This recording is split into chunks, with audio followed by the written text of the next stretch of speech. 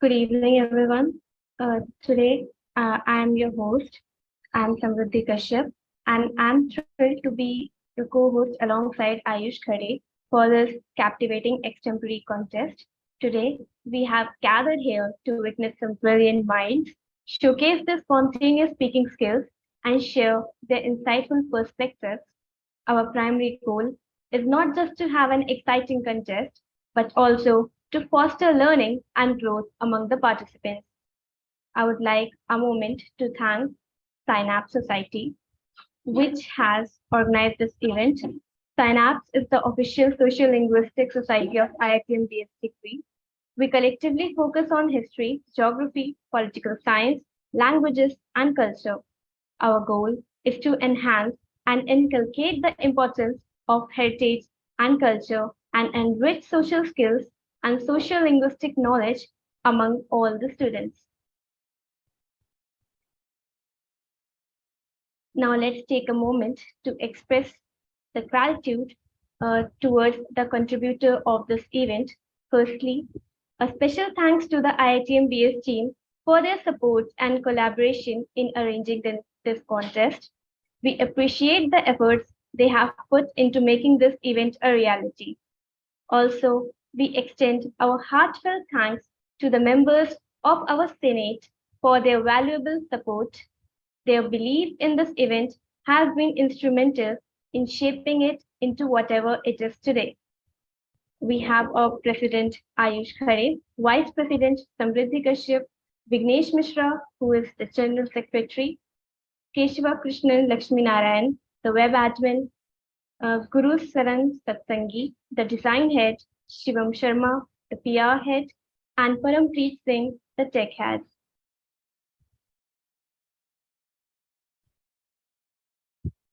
Moving ahead, I want to express our deepest appreciation to our esteemed panel of judges. They have graciously offered their time and expertise to evaluate the talent on display. Their feedback will undoubtedly inspire and encourage our participants to reach new heights. To all the participants, we commend you for stepping up and embracing this challenge.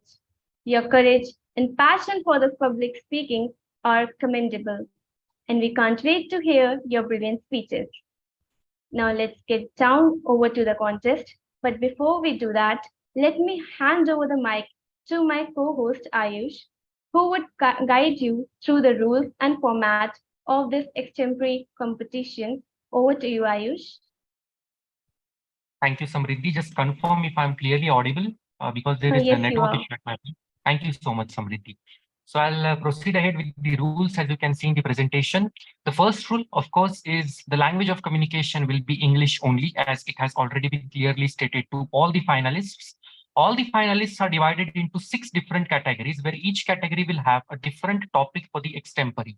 Now, the core team has, collectively decided this, that we have divided all the participants, all the finalists, into 6 different categories. Each category is provided with a different topic. They have to think for 2 to 3 minutes on that particular topic. We'll be selecting one participant, one finalist from each category, and he'll be competing. All the finalists from all the respective categories will be competing in another round at the end of the session. And from that finalists of the final round at the end of the session, we'll be declaring the winners in a short while on your student email IDs.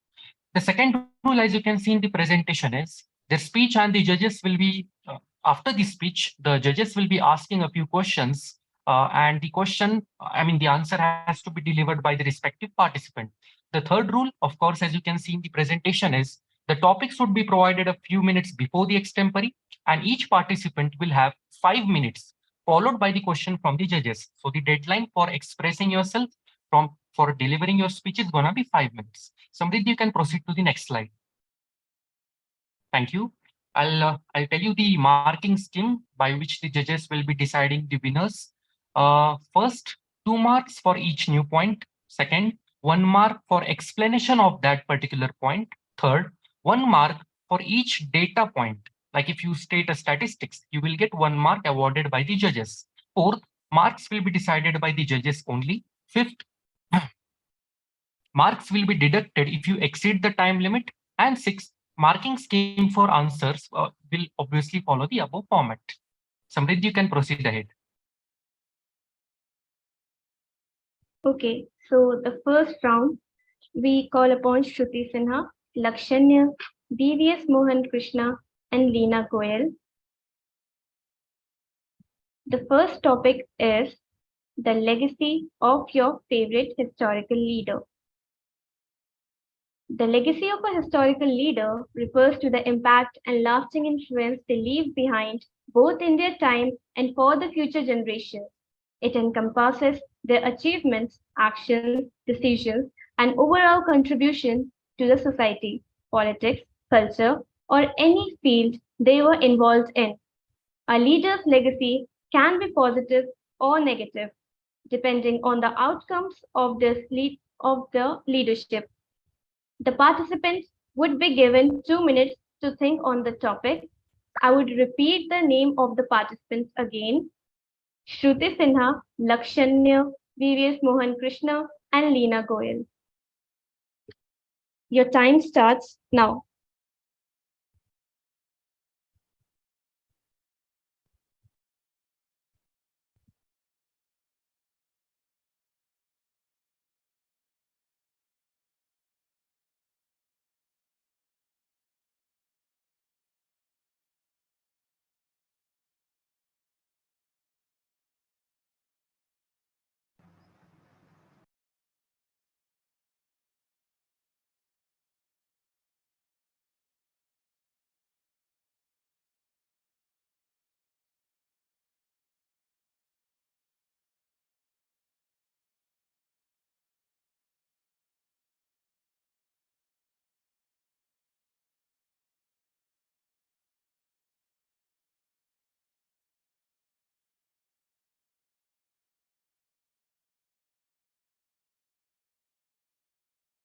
Okay, participants, one more thing that your camera should be on when you're speaking to us, because we will be also giving you marks on your facial expressions and the way how you put your points. Okay.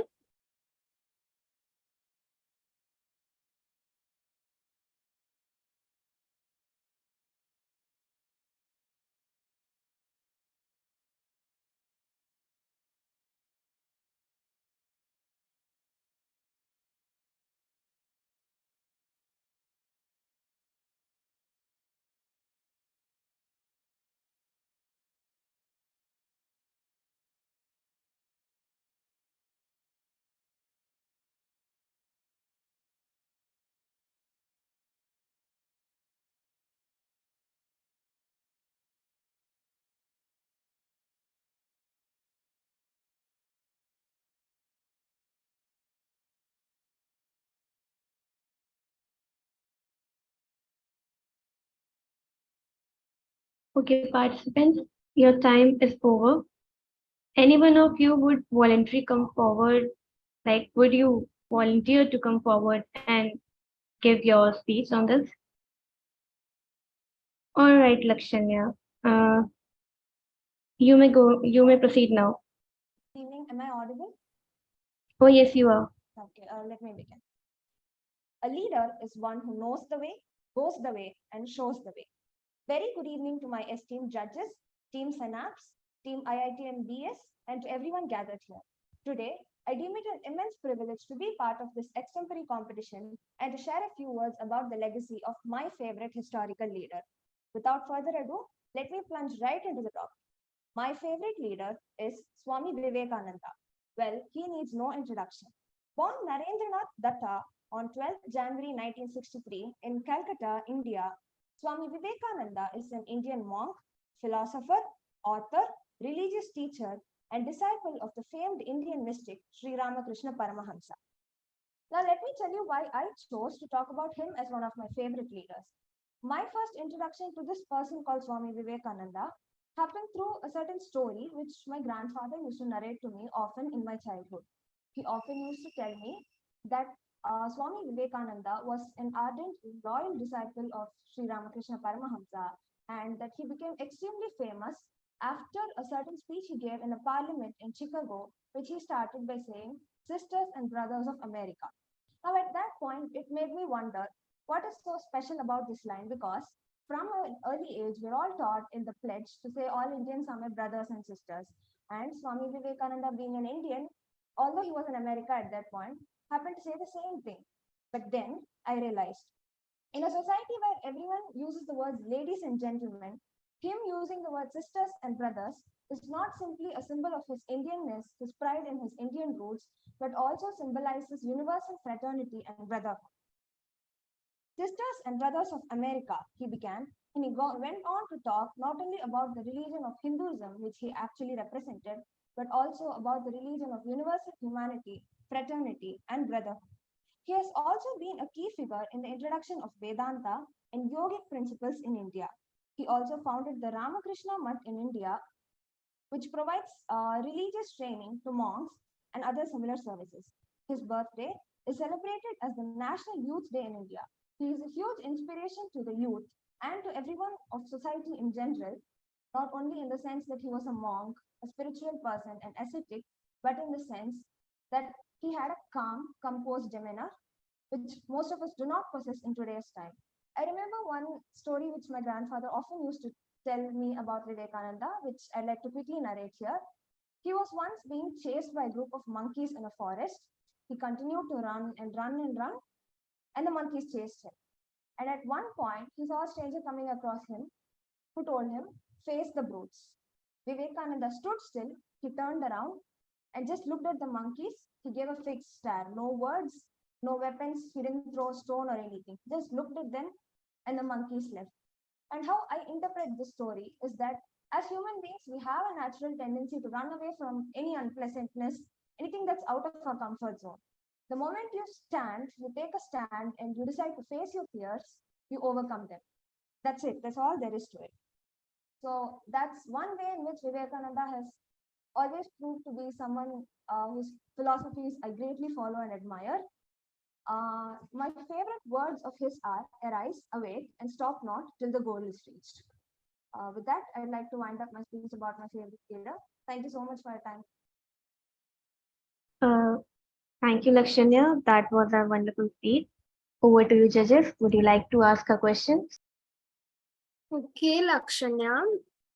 What is Swami Vivekananda's real name? Narendranath Datta. Very good. How did he influence the Indian independence movement?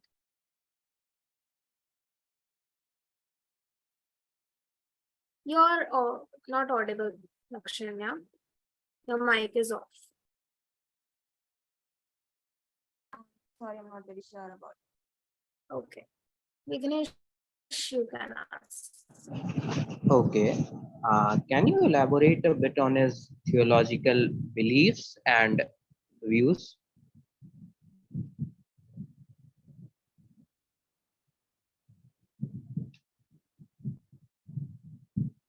He was a great believer of Vedanta and yogic principles. Spiritually, he was a Hindu, but he believed more in the basic principles of brotherhood, universal fraternity, and equality more than practicing rituals or idol worship or worshipping deities. Okay. Was he a believer of Advaita Vedanta or Dvaita Vedanta? Sorry, I'm not very sure. Okay. Thank you. Okay, can you tell me that what was his guru's name and where is his mutt located? His guru was Sri Ramakrishna Paramahamsa, who was also a very famed mystic and a monk. The Ramakrishna Mutt is located in Chennai. Where? Chennai. Okay. Thank you, Lakshanya. Thank you, judges. Would you have? Do you have any other questions? No. We can move forward. None from our side. Okay. So, Shruti Sinha. Completely. Am I audible? Oh, yes, you are. Yeah, I have a question for Lakshanya. So, as Lakshanya clearly stated the Chicago speech of Swami Vivekananda, Lakshanya, according to you, because I remember the entire speech, as I have heard it numerous amount of times, what was the conclusion that he derived from that speech? What was he actually trying to state to all the Americans present over there in that respective, auditorium? well, he went there representing the religion of Hinduism. And the point he tried to make was that Hindus, we are a religion who have provided refuge to all people of the world at the Israelites, the Romans, anytime they have been attacked and sieged. So the message was of fraternity, brotherhood, peace, and humanity. Perfectly stated. He basically stated how, his religion taught world both the tolerance Universal and peace, universal tolerance. acceptance. Yeah, and he also focused on some facts of Vedantas and yogas at the same time, as you had already stated. That's all from my side. Samrit, you can proceed to the next participant. Thank you. Okay, Shruti Sinha, are you present there?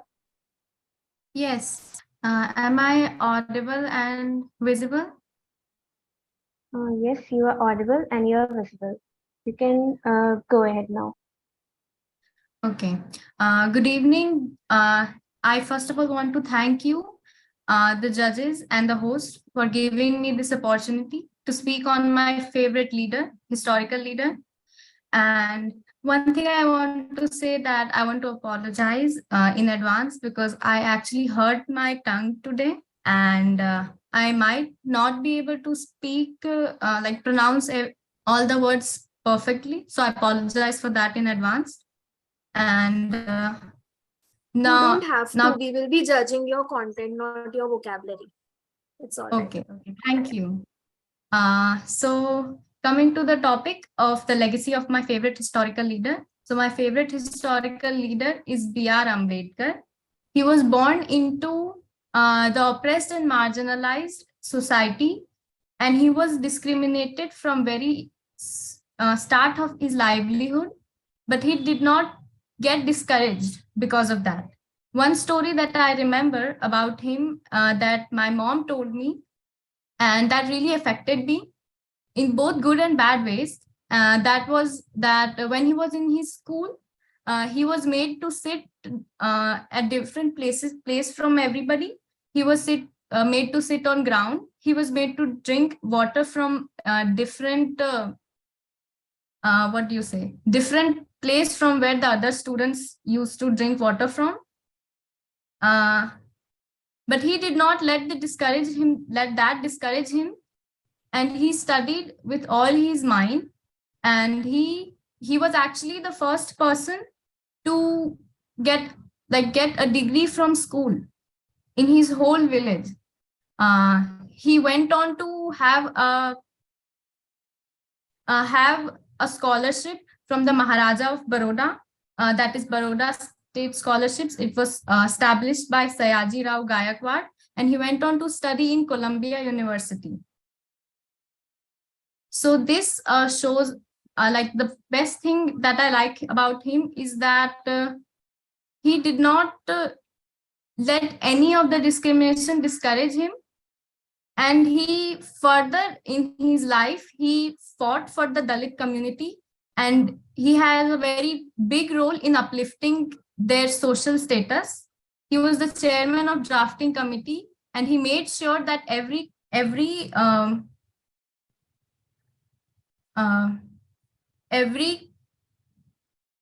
part of society gets equal.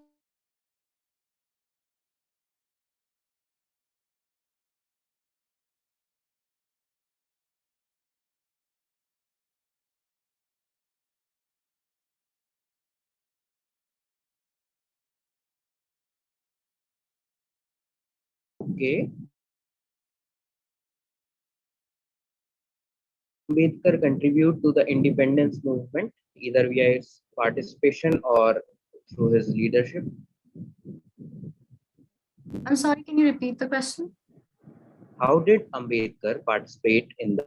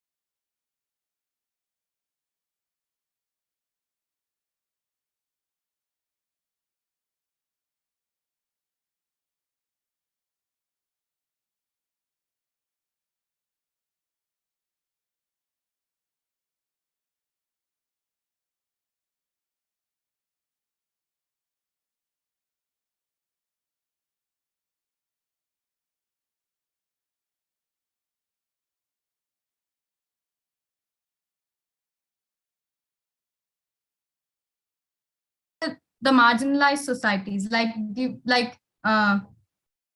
making sure that the Dalits get equal representation in like elections. They have reservation for education, Okay. also get educated without any discrimination. And also they have reservation in elect constituencies for voting. Apart from reservation, tell me two more things that Dr. Ambedkar did for this nation.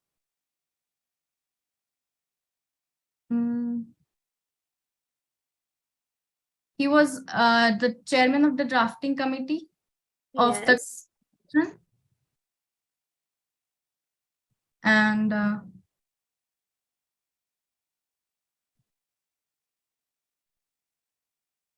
I'm sorry, that's Okay, all. that's all. That's all then. Thank you. Thank you. What I would like to add to both of the judges is, as you, Shruti, as you clearly expressed how Dr. Babasaheb Ambedkar has played a vital role in the Indian independence struggle. So can you state his views on Buddhism, if you have any idea of how he was related to Buddhism? Yes, I think he converted his religion to Buddhism. And he thought that, I think the reason was because of like the equal, like everyone who follows Buddhism is equal. There is no caste system in that. I think that's why he started following Buddhism. Okay, I like the point that you stated. He converted himself into Buddhism. To answer my question for everyone's knowledge, in 1950, as far as I remember, he went to Sri Lanka, a city named as Ceylon or something. I don't know the accurate pronunciation. And he attended the World Fellowship Buddhists organization.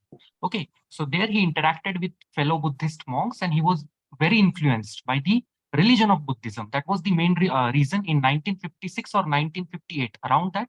He published a book which was named as the Buddha and his Dhamma. I don't know the accurate pronunciation again. And he converted his religion to Buddhism. So yeah, he had converted his religion to Buddhism in 1956 or 1958, if I'm not wrong. That's all from my side. Yeah, Samriddhi, you can proceed. Okay, I would like to call upon the next participant, Mohan Krishna sir.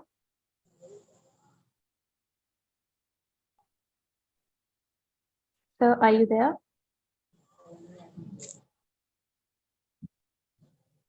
I think he is not present in the meet. So I would proceed to the next participant we have, that is Leena Goyal. Yes, am I audible? Oh, yes, you are. Okay, so let me turn my camera on. Am I visible? Yes, yes. Okay, so first of all, many thanks for this opportunity and selecting me because I didn't even fill the form, but still you gave me this chance. I'm very happy. So, okay, so my topic is the legacy of my favorite historical leader. So I would like to choose Nelson Mandela here because first of all, I've been influenced by him as I read about him in my high school. And we talked a lot, we read a lot about him.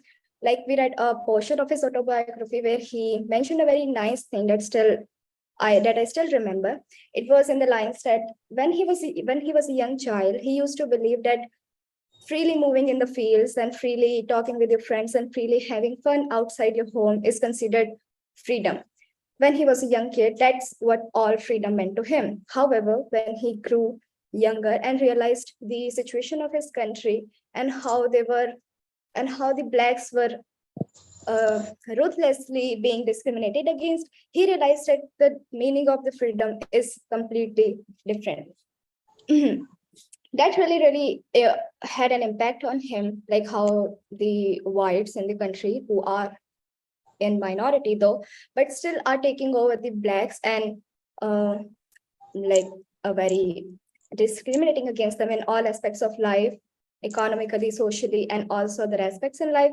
It was really hurtful. It was really hurtful for him, and he really wanted to do something bigger for his country. That's how he got involved with the ANC, that is the African National Congress, for which he wanted to become a part of, a politically active part of, and wanted to take the apartheid system out of his country. And one more reason that I use the example of Nelson Mandela as my favorite historical leader is because he was not just politically a historically good leader. He was also very valued individual in my books, because even when he successfully managed to put the apartheid in his country to an end and became the president, he really did a lot for his country, from providing democratically very stable system to his country, to bringing the apartheid system to end, to providing equal opportunities to all of the members of his society. But even after he voluntarily ended his presidentship in his country, he still was very, very actively involved in uplifting his society. He was involved with the anti-AIDS and anti-HIV communities, so that because he really wanted the African community to get uplifted and benefit from all of the services that he can provide for them. So I really like Nelson Mandela's philosophy on life as well. Even though the whites really discriminated against the Blacks community, he still posited this idea of forgiveness and compassion to his people, not of hate and having some malice in their hearts of the people, because he was really an advocate of growth, of progress, and of providing equal opportunities to all. And that is the idea I really, really resonate with. And that is also one of the reasons that he came across as an international leader and not just a national leader. And that's also why we celebrate 18th July as the Nelson Mandela's Day in the world, because he really, really is becoming a global leader through his very individually inclusive thoughts and principles. So that's why I think that Nelson Mandela is really a figure to look upon. Thank you. Thank you, Leena. That was a very nice speech. Over to you, judges. Do you have any questions?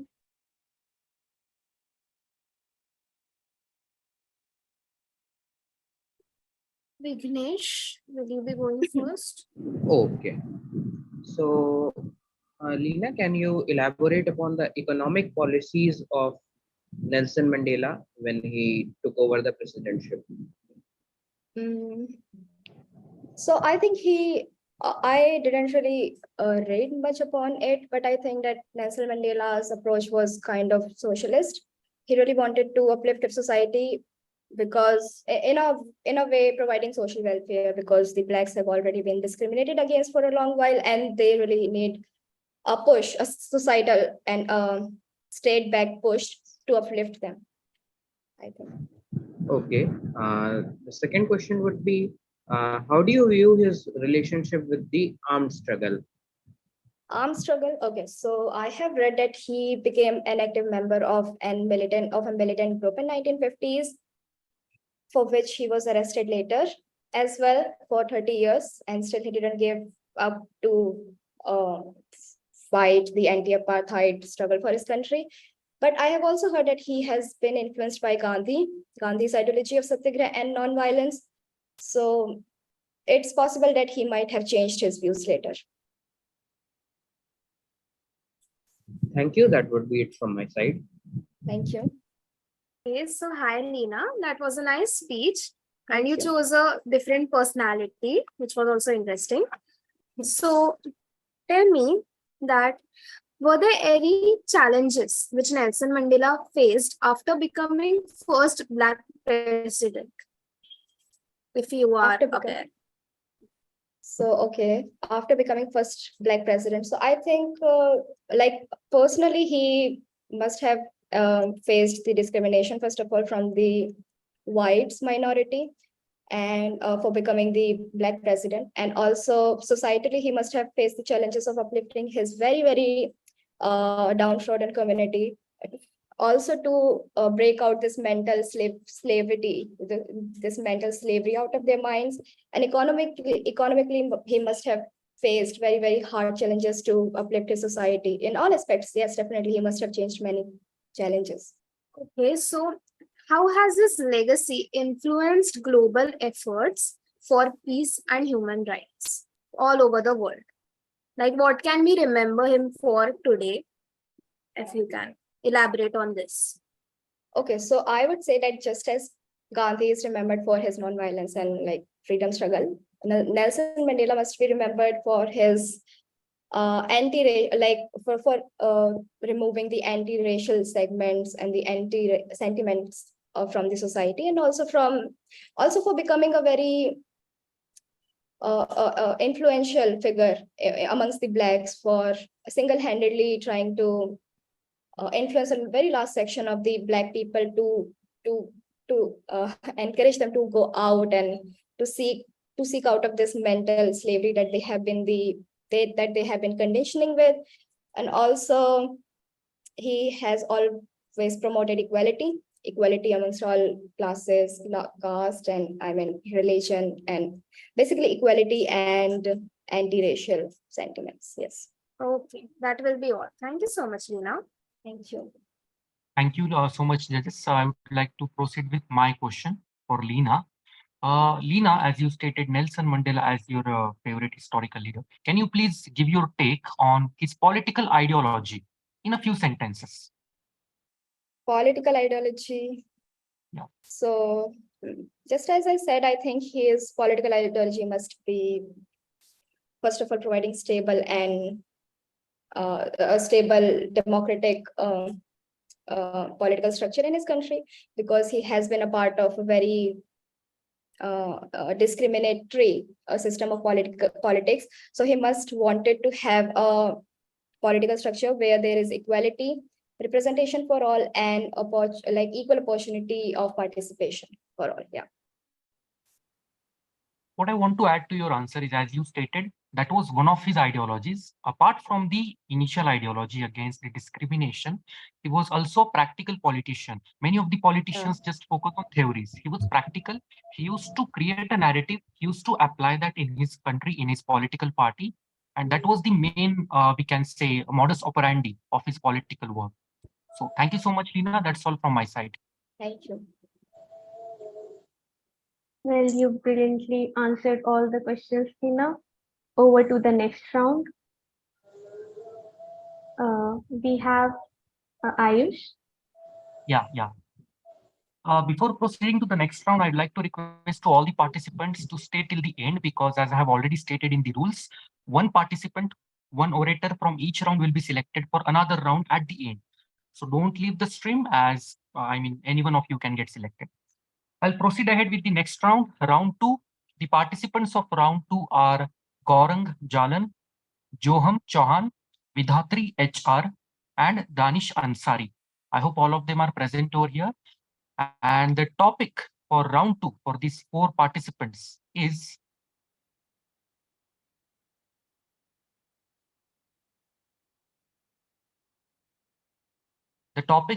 factionalism in Congress after Nehru's demise. So this is the topic for round 2. I'll repeat the participants again. Samriddhi, just move back the slide.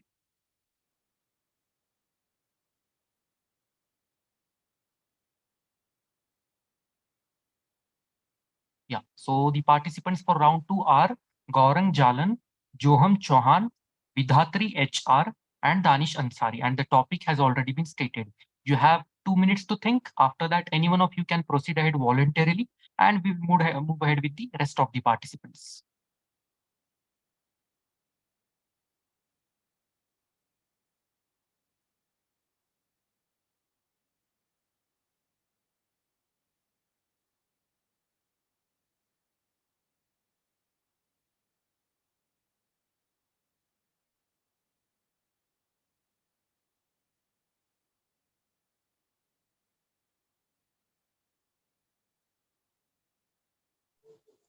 Hello, sir.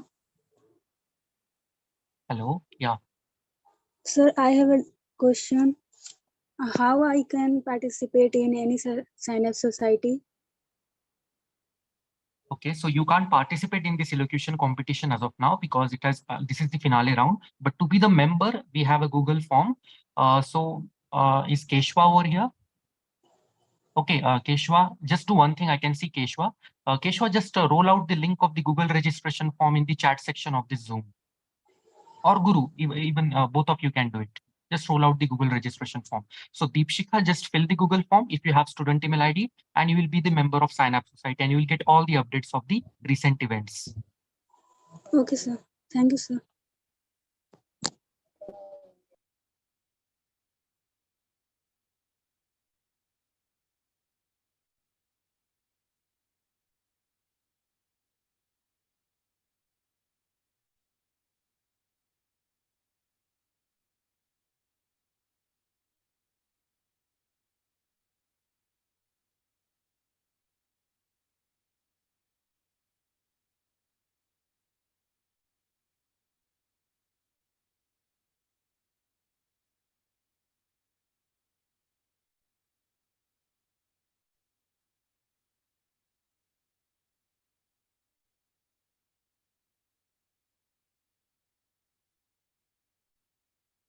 For all the participants of the round 2, I just would like to state the rules once again in short. You have 5 minutes to speak. You'll be asked a few questions by the judges, and of course, the language of communication is English.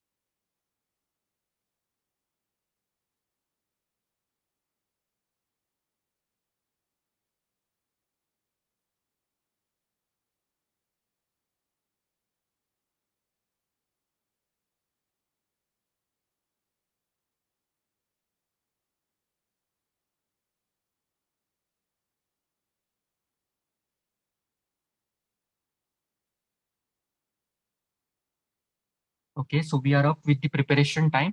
If any one of you from round 2 has to go ahead voluntarily, he or she can proceed ahead, or I'll call one by one. Can you please show the names again? The names for round 2 are Gaurang Jalan, Joham Chauhan, Vidatri HR, and Danish Ansari.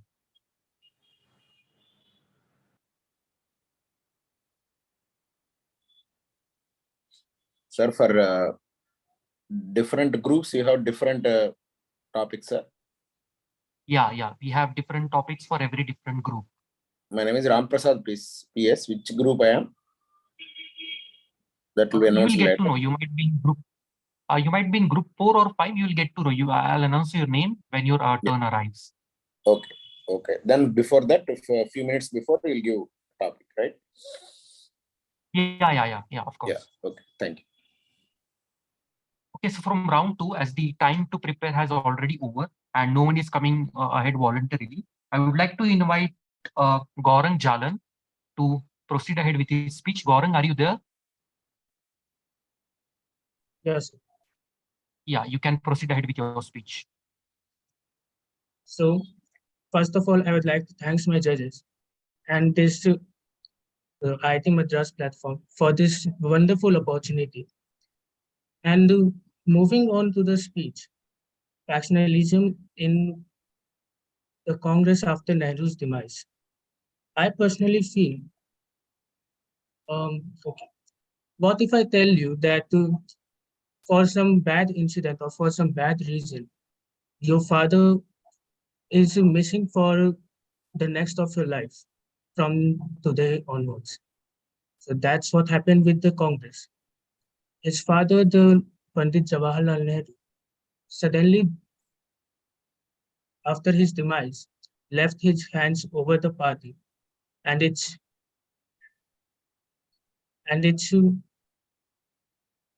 anti-Robert.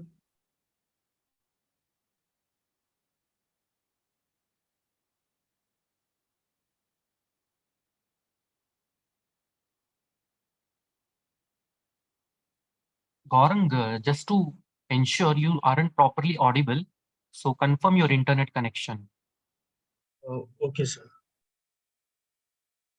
If you want, you can start from the beginning again, but your internet connection is not proper.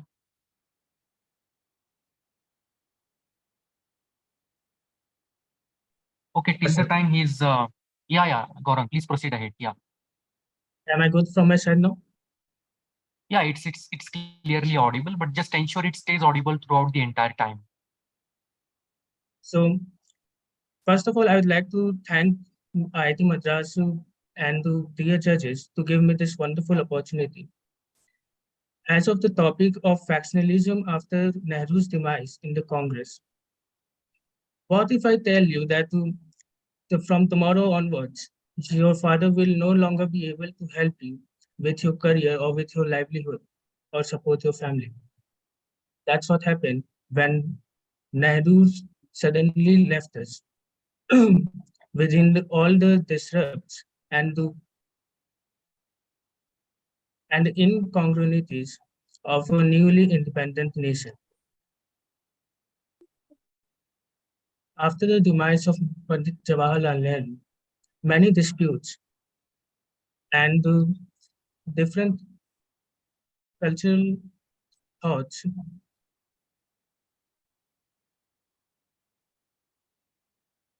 negatively impacted our,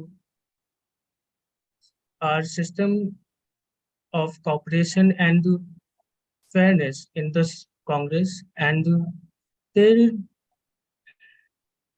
and the robustness and mosaic of different cultures and ideas led to several conflicts and arguments over the upcoming constitution and its rule that will lead the nation ahead. It's not very hard to remember all those negatives after the the disrupts over fundamental equalities and the fundamental and the rules that respect everyone's culture and diversity in a such vast nation at the same time. Nehru's demise was also a shock to the nation due to the time which allowed him to go from his leadership, which allowed him to leave his leadership. And it's not at all, and in my opinion, if if his leadership was, if Congress was under his leadership at that time, many results and many factors that lead our nation would be different and positive. Okay, that's all from my side. Thank you. Thank you, Gaurang. I would like to move ahead to judges. If Nidhi and Vignesh have to ask something. Vignesh will ask first. Okay. Am I audible? Yes, sir. Yes, you are audible. Can you tell something about the syndicate and its role in the appointment of Lal Bahadur Shastri firstly and then Indira Gandhi next as the Prime Minister?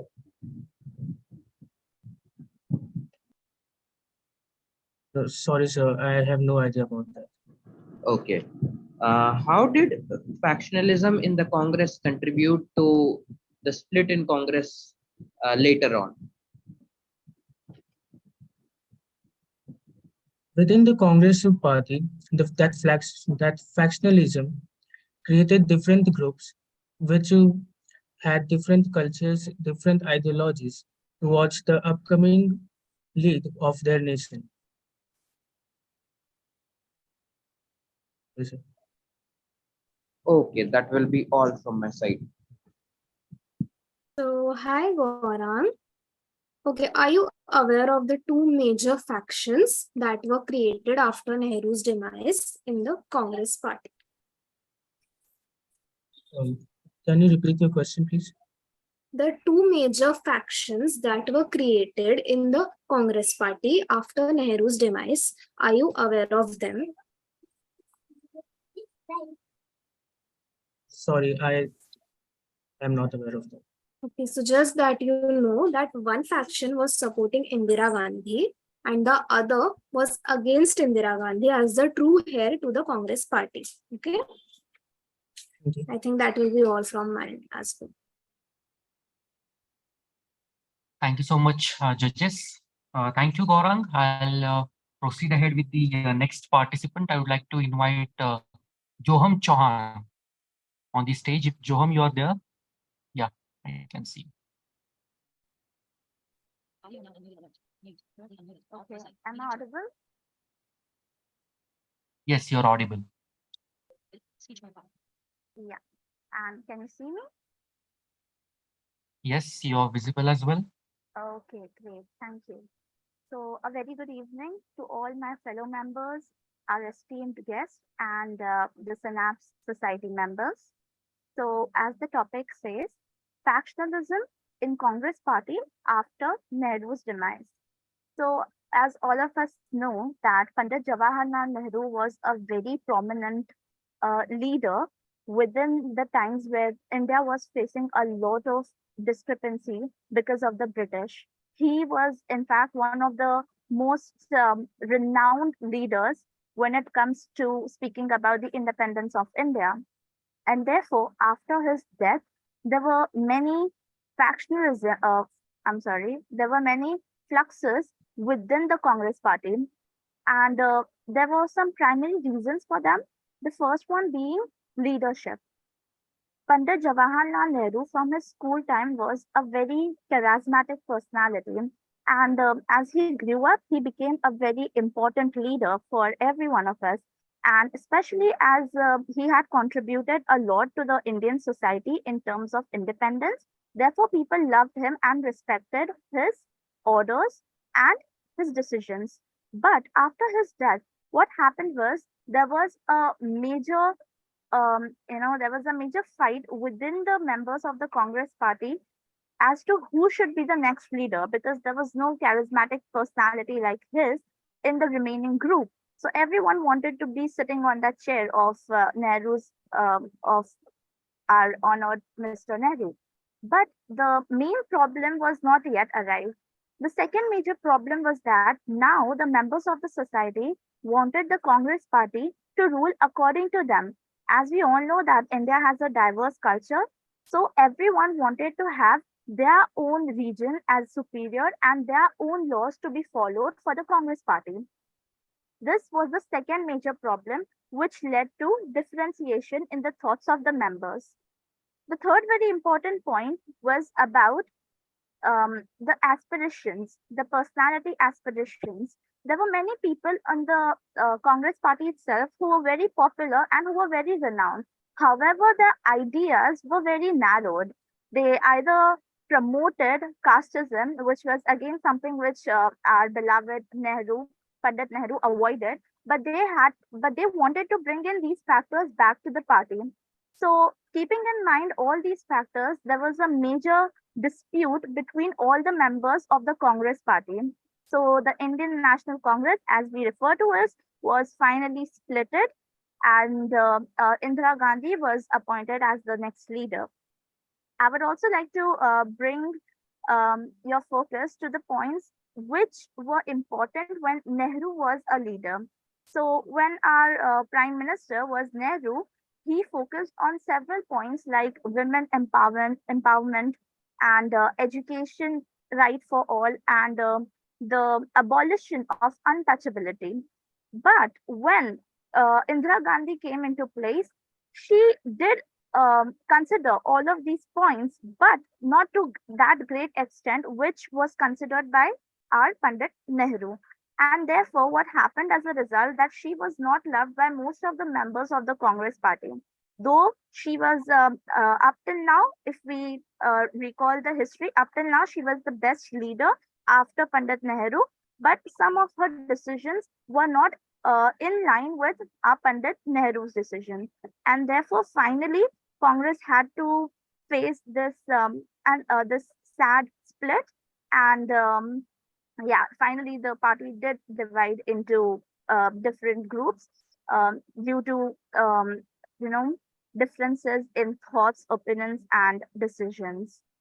So yeah, thank you so much for bearing with me. Thank you. Thank you so much, Joham. That was an amazing speech. I would like to move ahead to the judges if they have to ask something to Joham. Okay. The first question would be, how did Indira Gandhi become the prime minister? What were the events leading up to it? As far as I remember, the major problem was that, as I said, there was not a prominent leader after Nehru. So therefore, I think it was the very point that comes to my mind, that it was because of the personality and her thoughts that were inclined towards women empowerment and education. I think these were the two major reasons. Why did the regional leaders of the Congress prefer Indira Gandhi over Morarji Desai? I'm really sorry, I don't have any clue about that. Okay. Uh, thank you. That will wait from my side. Okay, thank you. Okay, so hi Rohan. Hi, hello. So if you were a member of the Congress party at that time, Okay. which faction would you have chosen? Indira Gandhi's, because it would have been a feminist choice, or the other faction which would have given chance of prime minister to a more experienced leader, because they felt that Indira Gandhi was still young. So tell me, who would you have chosen? I feel that I would certainly go with Indira Gandhi. The reason being, even after many, successful attempts of Pandit Nehru towards women empowerment, there had to be a lot of work that needs to be done in the field of feminism and to empower women. And I think that is a work which even needs to be done today in India, especially for the rights of education of young girls. So I think that experience would work, but at that moment in time where the flame of women empowerment had already been lit by Pandit Nehru, it would be better that Indira Gandhi would continue with the feminism rights so that it would finally grow into a big spark and then a fire altogether. Okay, that will be all, Johan. Thank you so much. Thank you. Thank you, judges. What I want to ask to Joham is, what do you think was the difference in political ideologies of Nehru during his reign and the change in the political ideologies after his tenure when Lal Bahadur Shastri was elected? Sorry, what was the? What was the actual difference in the political ideologies during Pandit Jawaharlal Nehru's reign and after his tenure? There was a huge difference. There was a huge change in the ideologies that Indian National Congress focused on after his tenure. So what was the change according to you? I think that the major change was about the independence, right? Because Pandit Jawaharlal Nehru was a leader who had been working even before independence and even post independence. And Lal Bahadur Shastri was elected after that. So I think that the major portion that would be removed from our vision is that we had actually achieved independence. So the political view might have changed from gaining independence to more of focusing towards the progress of the country, if I'm not wrong. Okay, what I feel is, after Pandit Jawaharlal Nehru's tenure, the Indian National Congress under Lal Bahadur Shastri primarily focused on farming, and they brought up so many revolutions in the country, which increased the, the farming capacity of our country. That was the main change, is what I feel. There were many other changes, but this was the primary change. Now, apart from this question, what I would like to ask is, apart from Jawaharlal Nehru, and apart from Indira Gandhi, of course, as you already stated, answering to Nidhi, which Congress leader do you like the most for his ideology and why? I would go with Rahul Gandhi. And What is the reason? Yeah. Like, if you can state the reason. Yeah. The reason being that, as I feel that during his time, there was not a big issue of casteism and racism. That's what I feel. And the very prominent reason would be that he had followed the footsteps of Indira Gandhi. So, as I told that, I would obviously go with Indira Gandhi, and since his son had followed the same footsteps, the same guidelines, so therefore I would even go with him as a good leader. Okay, that was a nice answer, Joham. Thank you so much for your time. I would like to move ahead to the next participant. I would like to invite Vidhatri HR.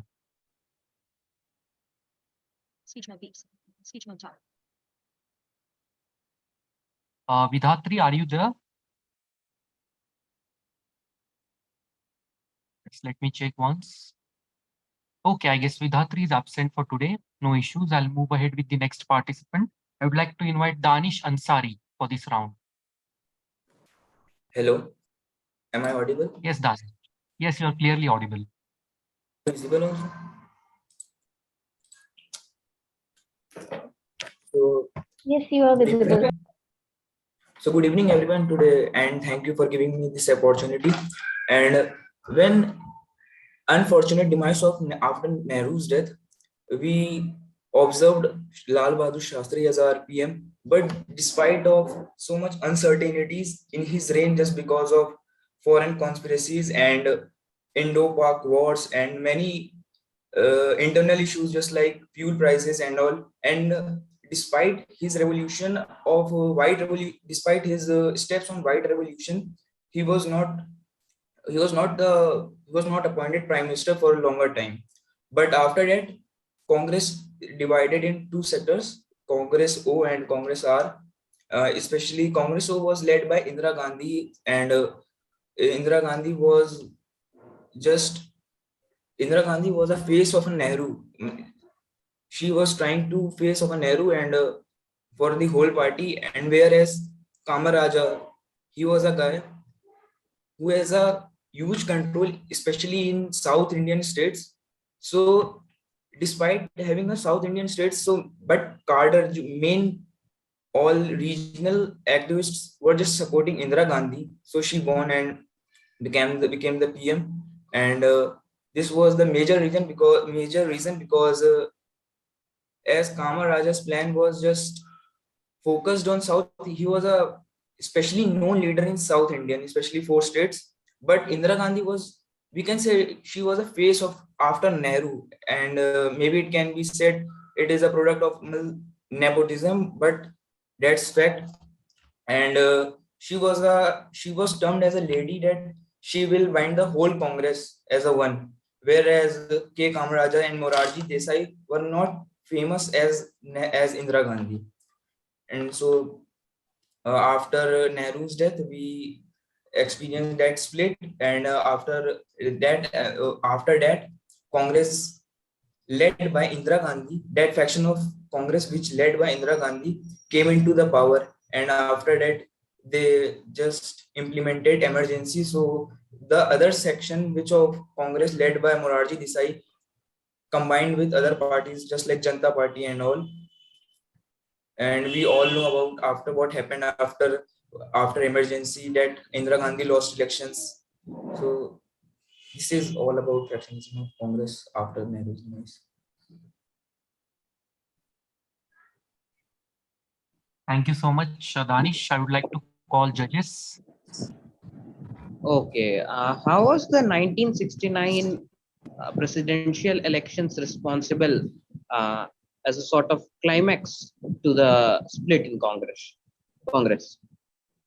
I am not sure, but that 1969 elections were the phase when maybe I'm not historical correct. Maybe when Zakir Hussain died, if I am not wrong. And so Zakir Hussain, so the major section of a Congress party took one guy, I don't know the name, for Congress for being the president, but Indira Gandhi wants another guy to become the president. So that also became a point for them to separate. Okay. Please, I want to confirm that I stated that wrong or right about Zakir. Mr. Zakir Okay, Hussain. I'll tell that later. Okay. What were the major ideologies in the Janata Party? Janata Party was right-leaning party. They were more focused on cultures and deep values of our country, just like religious identities and more about culture and heritage of especially the born religions, just like Hinduism, Sikhism, Buddhism, and Jainism. These were the major ideologies of Janata Party. Okay. Did the communists support the Janata Party? If yes, why?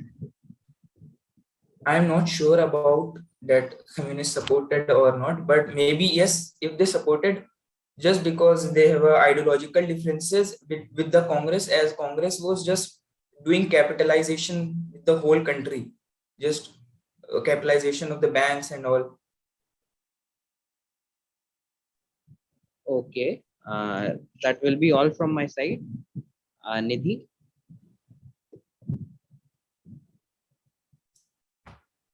No, I don't think I want to ask anything right now. Okay, Your speech so was nice, Danish. yes, thank you, Nidhi. To answer your previous question, like after Zakir Hussain, there were presidential elections in 1969, wherein the Vice President VV Giri participated. Like he contested to become the president. The old guard wanted the Neelama Sanjeev Reddy, who was a member of the old guard, to be the president, but Indira Gandhi wanted VV Giri. VV Giri eventually won, and that led to the proper schism, and it became into two parts: Congress O, Congress I, and later Congress R.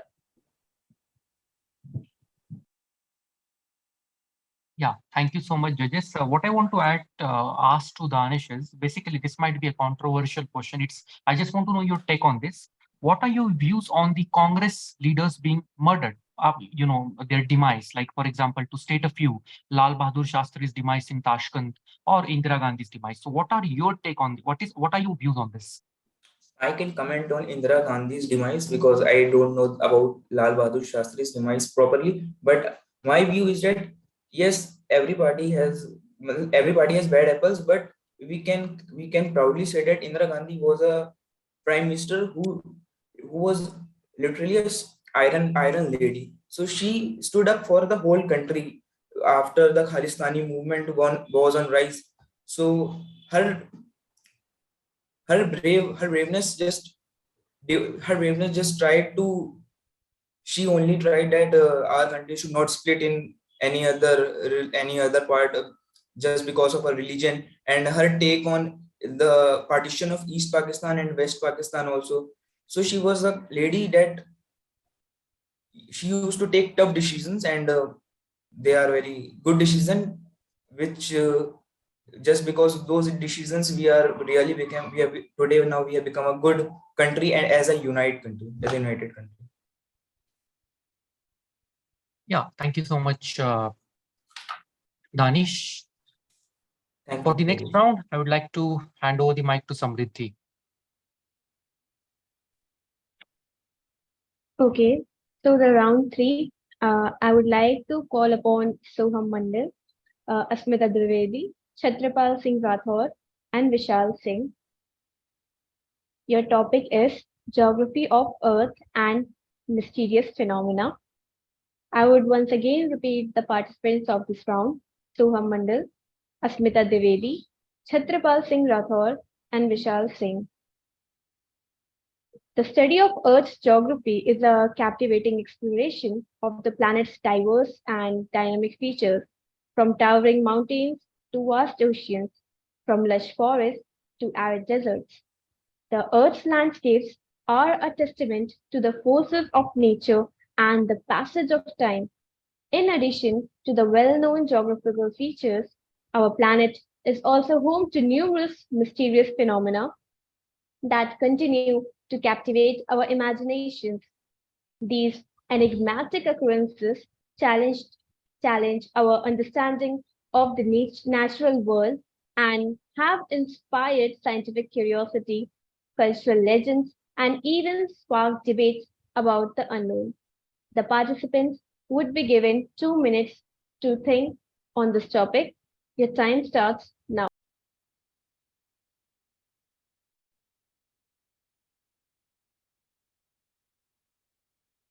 Sorry to interfere, but I wanted to add an answer to Danish's question that I had asked, as he didn't know about the Lal Bahadur Shastri's demise. So you can refer two books. I remember the names. The first one is Who Killed Shastri, and the second one is Your Prime Minister is Dead.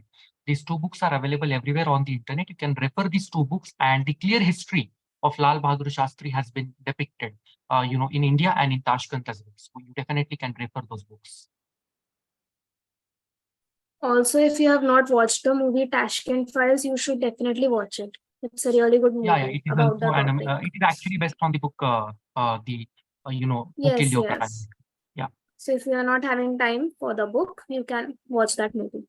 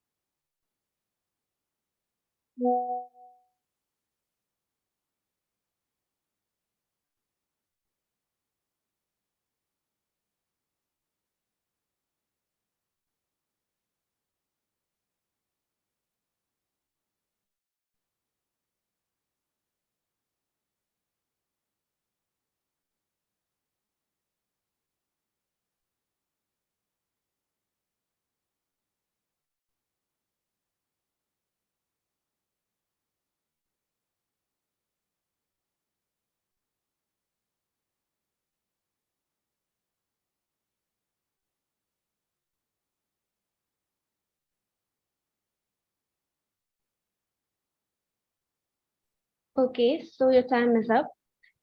Any of the participants would like to volunteer to go first?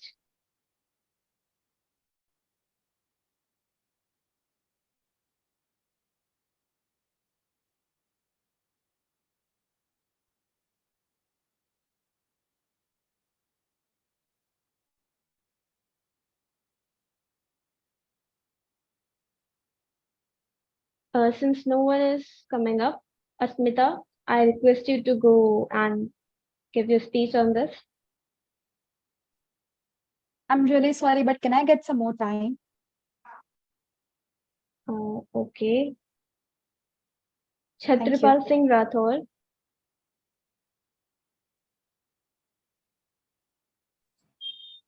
If possible, can I also get a minute or so more?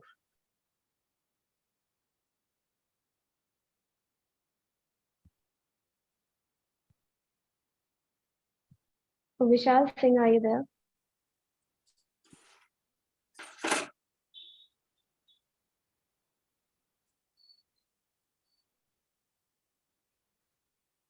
Vishal Singh. Audible? Yes, you are audible and you are visible. Samriddhi, Yes. we were thinking as this topic is a bit tricky, we can allot 5 more minutes to the participants if it is possible. 5 minutes. I can give 2 more minutes. Or yeah, Like 3 it. minutes. Okay. 3. Okay, 3 minutes. Okay, thank you so much, Samriddhi. Participants have 3 minutes. Use them well, and we are waiting for your responses.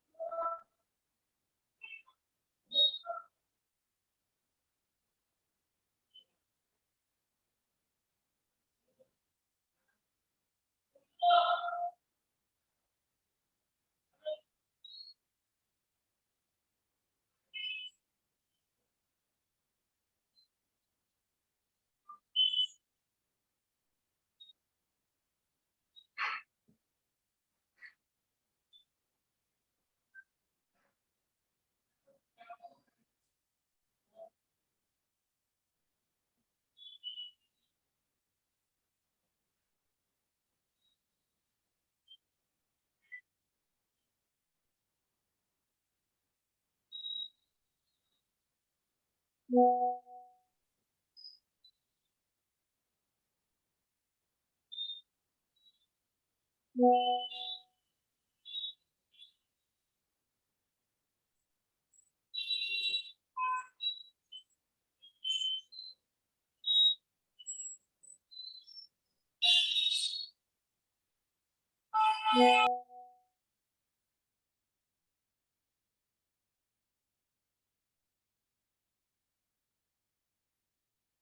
think Samriddhi, you can proceed ahead with the participants because it already has been a while. All right. Would anyone like to volunteer?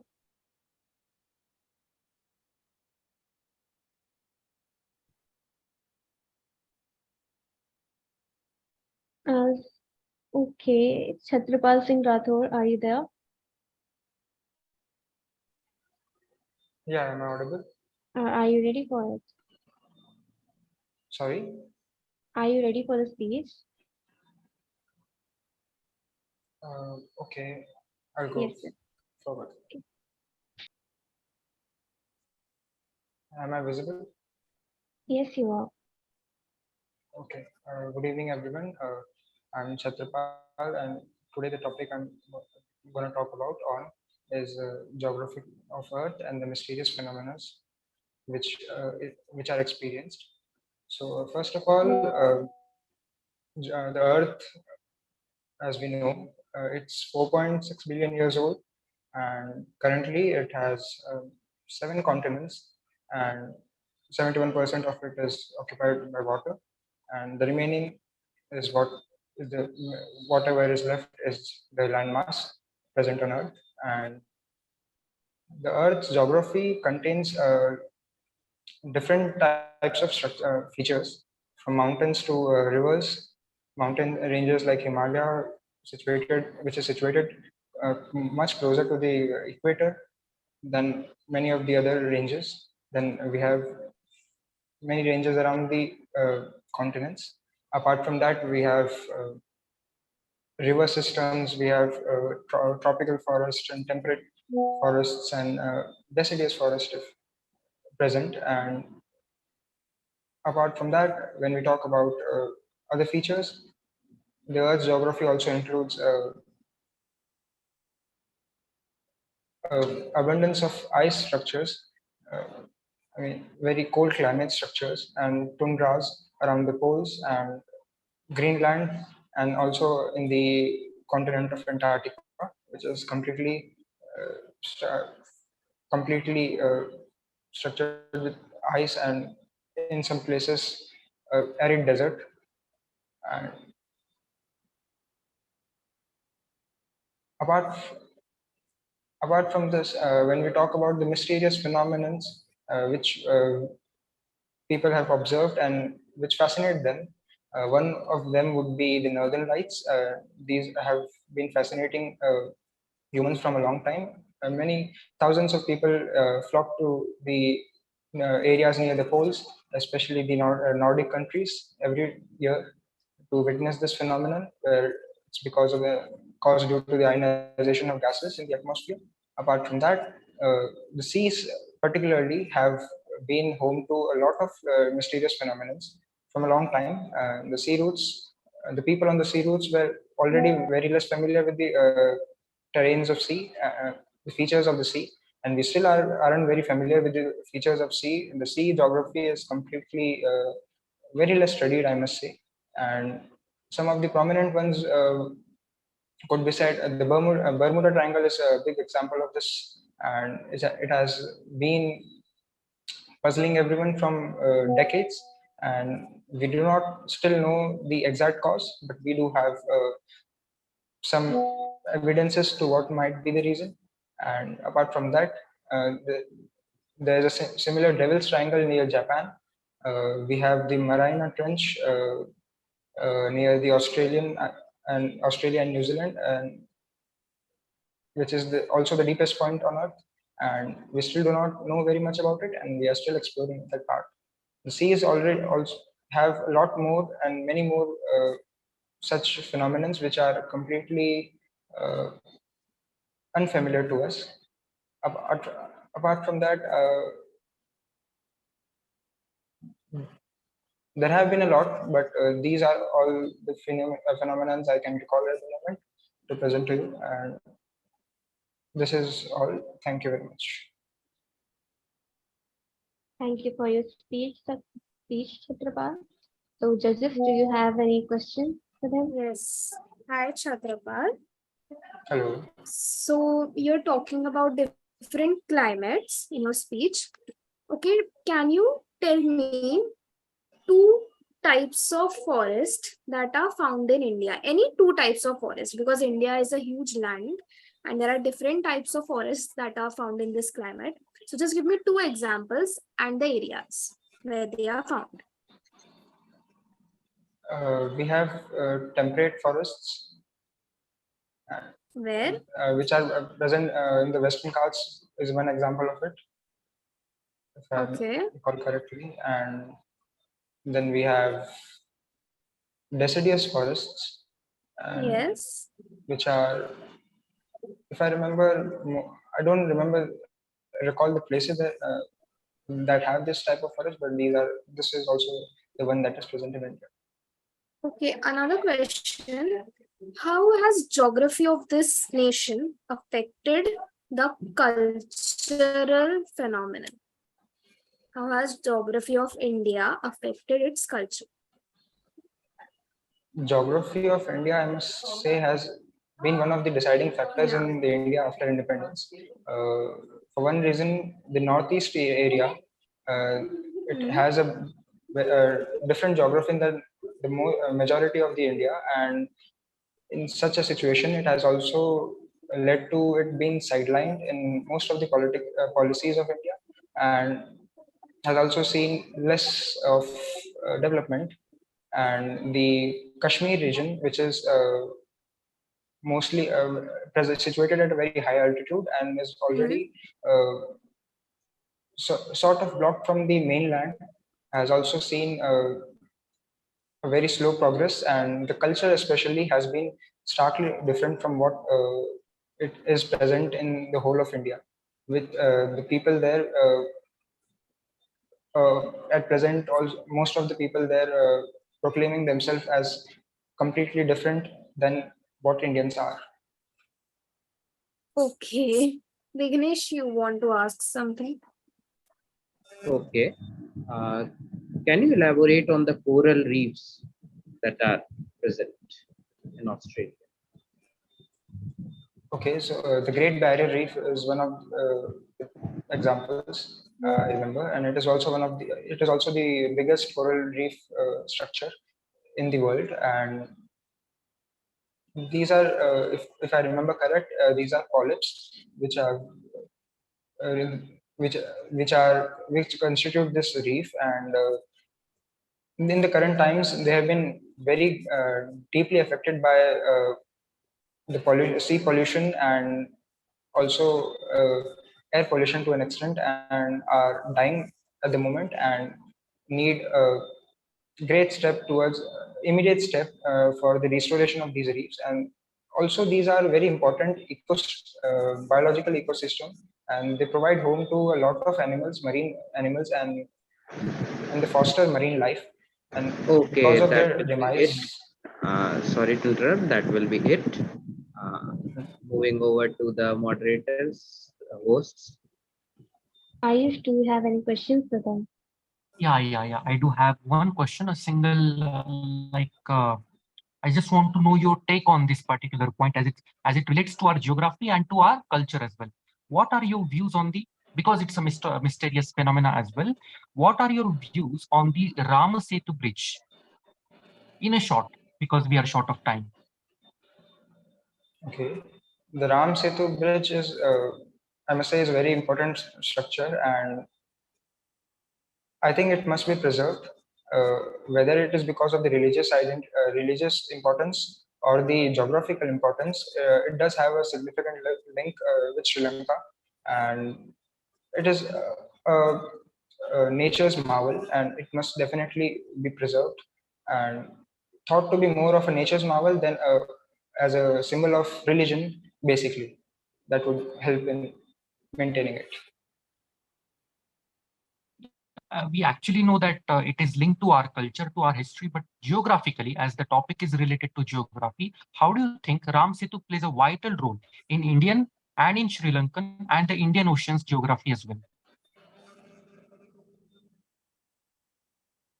I'm not very sure of the geographical benefits it poses, but the limestone, it is made of limestone, and which itself could be said to be a marvel because of the less limestone present in the immediate areas, and should be seen as a marvel and hence preserved, I guess. I'm not sure of the immediate benefits it provides at the moment. Okay, that's all from my side. Samriti, you can proceed ahead. Okay, so I would like to call upon the next participant, that is Soham Mandal. Am I audible and visible? Yes, just turn your camera a little bit down. Okay. We can see your AC. Yes, now you are visible. Okay. I am Soham Mandal, and today I would like to present my views on the topic Geography of Earth and Mysterious Phenomena. So, geography, the word geo is present in it. It means Earth. So, which phenomena has not captivated the interest of the human mind? Now, we have, for the most part, stayed on the Earth. Now, since we stayed on Earth, we can only relate with the geographical features of the Earth. These phenomena were mysterious from time immemorial. We have associated these phenomena with gods and with many other things. From the time of the Renaissance, we have learned that these happen due to various forces of nature. These include the movement of tectonic plates, also the monsoon patterns, Farrell's law, and many other factors contribute to it. And as for the waters, I can explain the amount of knowledge we have gained about waters by only just one statement. Only 3 people have reached the bottom of the Mariana Trench, but 12 people have reached the moon. This proves that we know very little about the waters when compared to interstellar space. Geography of Earth has played a vital role in the Geography of Earth has played a vital role in the movement of plants and animals from one plate to another. These plates were earlier together and as a form of a giant continent called Pangaea. They all separated a few million years ago, and now they are in the form we see today. There are a few mysterious phenomena that still exist today. These include the Bermuda Triangle and something called ball lightning, which occurs when the balls of light are seen during thunder.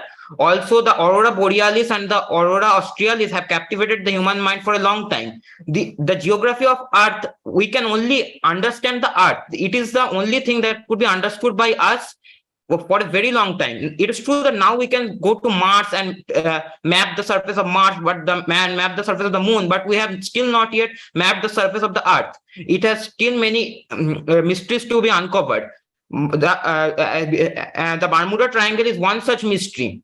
And as I told, the ball lightning is also one such mystery. There are instances of, there are many urban legends which state that monsters have been found in the sea. This is one of the effects of the lack of knowledge we have about the Earth. If we improve our knowledge about the Earth, we can improve our crops and everything, all the lifestyle, and understand our Earth better. I would like to conclude here. Thank you. That was a brilliant speech. Over to the judges. You have questions, Kapil?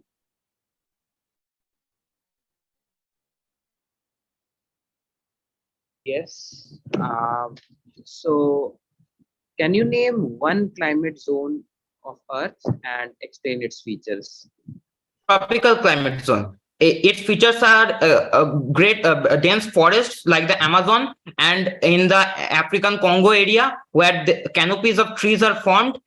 Such forests were also found in India, but after habitation by the people, they were removed by the people. Now these tropical forests are found only in parts of Kerala, and tropical climate zone hosts variety of wildlife from small insects to large animals, including elephants. Okay, that will be all from my side. Over to Nidhi.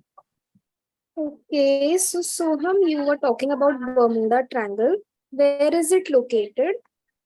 In the North Atlantic Ocean, near Miami and near the Bermuda Islands.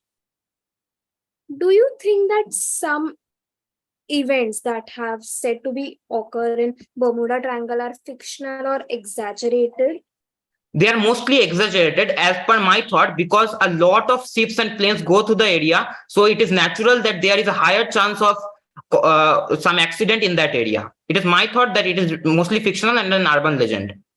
And do you think that US Coast Guard and other maritime agencies play some role in addressing the incidents in Bermuda Triangle?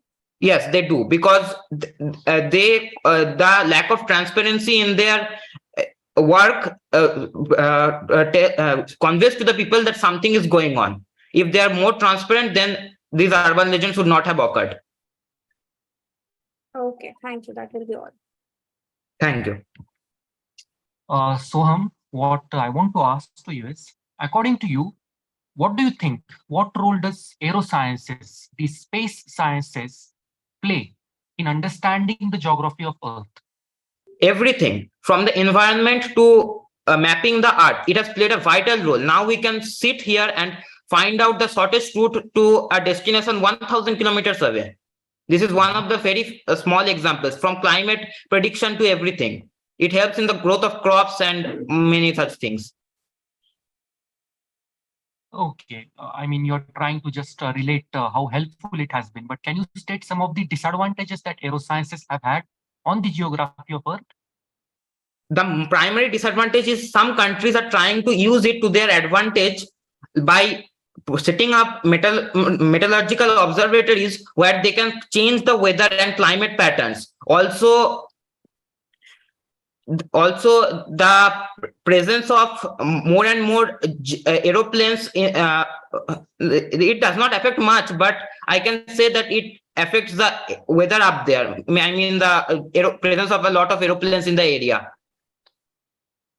Okay, I got your point, what you're actually trying to say. And as you answered, Nidhi, about your take on the Bermuda Triangle, I completely respect your point of view. It might be fictional in some cases, but as I have read some articles and some encyclopedias and watched a few videos on YouTube and other platforms, what I feel is Bermuda Triangle is basically an area with high gravitational and high magnetic field at the same time. That might be the primary reason why most of the airplanes, why most of the ships disappear in that region. Some of the cases might be, I don't disagree, but not completely fictional. Okay, it is real at some extent. It's a mysterious phenomena where the mystery is covered yet. So yeah, that's all from my side. All of you, Samriti. Hello. Yes, Tanvi. Yeah. So hi everyone. I just like to add to this topic which is being discussed. Just another Sure, point. sure. Earlier, I think Nidhi was asking about what is the relation between culture and geography. And on that, the participant had spoken, but I'd like to add a few things. That is, I think a lot of us have seen that in general, what does the geography of a place mean? It's not to do only with the terrain and climate. Climate is one of the most important things that determines how a place is and the environment is, and human settlements around that place is based on the climatic conditions of that place. And humans are very adaptable. Humans adapt in every possible place on earth. So if we could take the examples of Sahara, for example, if we have seen the timeline of Earth's changes, major climatic change events which happened on Earth, around 8 times there have been warmer and colder events on Earth. Like 20,000 years ago, we had the Ice Age, and then Earth began to get warmer and warmer, and like that, there have been 8 such events which happened, massive events on Earth. We also know about the intercontinental bridge between what we consider the Americas to what is Siberia. And we also know how people, what we consider as Native Americans, have a very close relationship genetically to the people of Siberia. And people from Siberia populated areas across Eastern Asia. So even by their looks, they do bear some similarities, but also humans tend to continue to adapt. That is one point. Second point is about cultural similarities. I don't think we are very distinct when it comes to Kashmir or Northeastern India.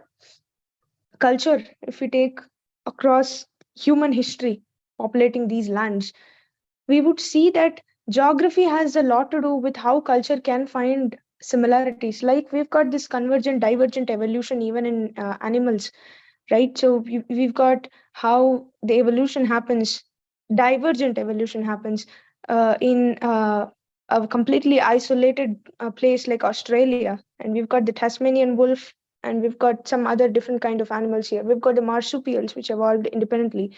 They do also bear some similarities with other kind of species across the other parts of the planet, but they do bear similarities. How does that happen? That is due. It has a lot to do with the climate and geography. So taking that into account, if you see the cultural similarities, people living across mountainous regions, you would find them having headdresses. They wear a lot of headdresses. The food has a lot to do with the culture of a place. Tanvi, we have to go further with the competition. Yes. So I was asked. So I was asked to speak on a little bit on this. So I just wanted to give my opinions. So yeah, sure. I would end this. No, Tanvi, that was a really good answer, and I appreciate that you gave it. And I was kind of expecting an answer like that from the participant. Thank you so much, Tanvi. Thank you, Tanvi. Yeah. But we are a little short on time, right? We have to conclude. Yeah. I understand. Okay, so Soham, you brilliantly gave all the answers. I would like to call upon the next participant, that is Asmita Dwivedi. Asmita? Yes. Also, I would like to request all the participants to switch on their camera. The event would be more interactive rather than monotonic. Can I start? Okay, Yes, you sure. may. Okay. Guys, Good switch on evening, your cameras. We will like to see your faces. Okay. And it will also help us to evaluate the participant. So, good evening, everyone. I am Asmita. My topic for today is geography of Earth and mysterious phenomena. So, the geography of Earth refers to the study and understanding of the physical features, climate, and ecosystems of the planet. Being the fifth largest planet of the solar system and third nearest to the sun, it encompasses various elements such as landforms, water bodies, atmospheric conditions, and the interactions between them. So, what does the geography of Earth comprise of? We have continents and oceans. Earth's land masses are divided into 7 continents. And these continents are large areas that rise above the sea level. Earth's oceans are vast bodies of salt water that cover about 71% of the planet's surface. Some of the major oceans are the Pacific Ocean, Atlantic Ocean, Indian Ocean, Southern Ocean, and the Arctic Ocean. There are different landforms and climate zones, ecosystems, which is a community of living organisms, including plants, animals, and microorganisms. There are several mysterious geographical phenomena on Earth that continue to challenge our understanding of the natural world. While some of these phenomena have been scientifically explained, others remain unexplained or subject to ongoing research and speculation. I'm going to talk about one such phenomena, the Bermuda Triangle. Well, talking about this feels repetitive now, but this phenomena has always catched my eye. So, section of the North Atlantic Ocean of North America, in which more than 50 ships and 20 airplanes are said to have mysteriously disappeared. The area, whose boundaries are not universally agreed upon, has a triangular shape that reaches approximately from the Atlantic coast of Florida to Bermuda, to the islands known as the Greater Antilles. Well, reports of unexplained occurrences in the region date to the mid-19th century. Some ships were discovered completely abandoned for no apparent reason. Others transmitted no distress signals and were never seen or heard again. Aircrafts have been reported and then vanished, and rescue missions are said to have vanished when flying in, and rescue missions are said to have vanished when flying in the area. However, wreckage has never been found. Also, William Shakespeare's play, The Tempest, which some scholars claim was based on a real life Bermuda shipwreck, may have enhanced the area's aura of mystery. Well, nonetheless, reports of unexplained disappearances did not really capture the public's attention until the 20th century. Well, various theories have been proposed to explain the supposed disappearances in the Bermuda Triangle. But some of the popular explanations include magnetic anomalies affecting navigation instruments. Well, apparently there's a very strong gravitational force present there, which I think kind of messes with the compasses on planes and ships, leading them to their disappearances. Also, rogue waves, methane hydrates causing explosions, and extraterrestrial abductions even. However, most of these theories lack scientific evidence and have been debunked by experts. Well, in conclusion, while the Bermuda Triangle has been associated with numerous tales of mysterious disappearances and paranormal phenomena, the scientific consensus indicates that there is no evidence to support the existence of any supernatural forces at play. The majority of the incidents can be explained by common natural occurrences and human factors. Thank you. Thank you, Asmita. Over to you, judges.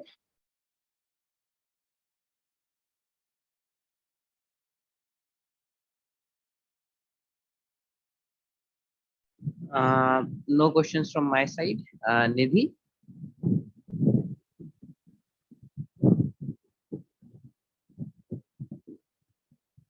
Is Nidhi here? Ayush, do you have any questions? Okay, I guess Nidhi's network issue. I shall ask Smita an explanation of the geography of globe categorized. I'm sorry, you're not properly audible. Ayush, there's some network issue from your side as well. Okay, since neither of the others are present, I'll ask the question. Can you explain about some of the extremes in this continent? India is called a land of extremes. Yeah. Subcontinent, sorry, not continent. Subcontinent. So India is a peninsula, and being near to the equator, it definitely has a like variety of climates. Like if you go in the southern region of India, there is tropical climate mostly. In the northern area, there are the Himalayas, which means that there is cold mostly in like all the months. If you go in the western or the eastern regions, there is again tropical climate, or you can say temperate, because you have the oceans and the seas present. So, and in the central region, it's more of like, it varies, like depending upon the season. So basically that. Okay. Because of different natural, things present, the climate varies. Yes. Thank you. Am I audible now, by the way? Just to make it clear. Yes, you are. Yes, you are audible. Yes, you are. Thank you. And sorry for the interruption. I just have a network issue at my place due to the bad weather. So what I want to add to Asmita is, first of all, it was an amazing explanation of how the geography of globe is categorized. What I want to ask is, as the topic relates us with mysterious phenomena, what are your views on the Area 51 in USA? Okay, I've definitely heard about it, but I'm not like entirely sure. I think it's related to some extraterrestrial, reasons, like aliens or something. I'm not exactly sure about it. Okay, no issues. Basically, Area 51 is a region in USA, which, as you already stated, is somehow related to the mysterious space activities. And for more reference, I would like to ask, refer you a movie. It was basically a clip released a few years ago. It might be available on internet. It is named as Area 51. It was a clip of a few friends going inside the Area 51, and the clip was made public on many of the websites of Google. So you can just watch that clip. It will provide you lots and lots and lots of information of Area 51 in detail. Sure, I'll look into that. Sure, sure. That's all from my side. Samrit, you can proceed ahead to the next participant. Thank you. Thanks, Asmita, for your speech. Now we would move forward to Vishal Singh.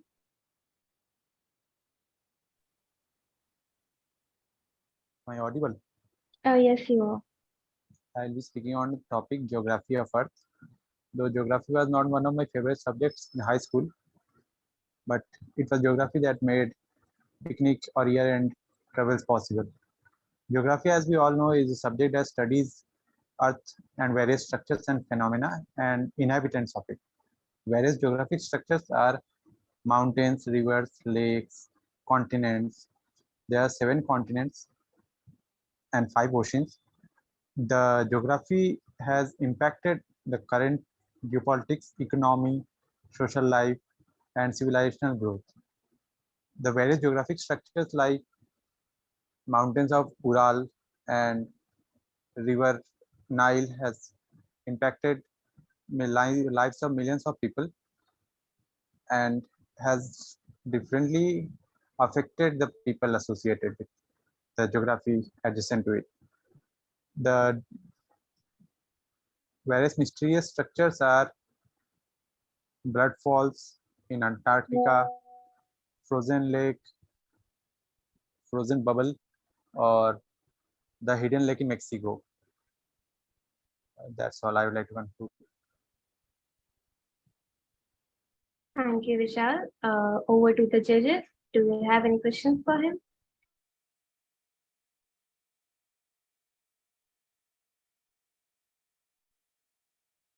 No question Am I from my side. audible?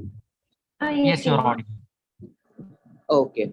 So, how do you see climate change? I see climate change as very negative for Earth and our future generations. Though Paris Convention was signed, but no solid steps have been taken for its enactment by many countries, and the responsible countries also are not contributing to developing countries as they should. That's my view. Okay. Yes, Ayush, you can go on. And if No Nidhi is questions present, from my side. No questions and from my side as well. okay, if Nidhi is present, I guess not. So we can move on to the next topic. Thank you. Okay, so quickly to summarize, the participant named some mysterious phenomena of the Earth, among others. This reminds us that despite our scientific advancements, there is still much to learn about the complexities of a planet. They stir our curiosity, spark our senses, and highlight the beauty and mystery that continue to exist within the natural world. The pursuit of understanding these mysteries drives scientific inquiry and enriches our appreciation for the vast and complex earth we call home. Now we would proceed forward to the next round, round 4. Over to you, Ayush. Yeah, thank you so much, Samriddhi. Just make clear if I'm audible, perfectly audible. Yes, you are audible. Yeah, thank you so much, Samriddhi. So we will proceed ahead to round 4.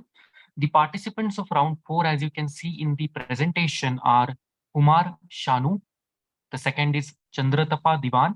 The third participant in round 4 is Vivek Agarwal. Fourth is Ishant Patel. And the last is Shriram R. These are the 5 participants who will be competing in round 4. And the topic for round 4 is teach a language. Now, in this topic, you basically have to, pick any stanza of any language, your mother tongue on any regional, any international language. You just have to teach that language. In English, of course, you have to teach that language.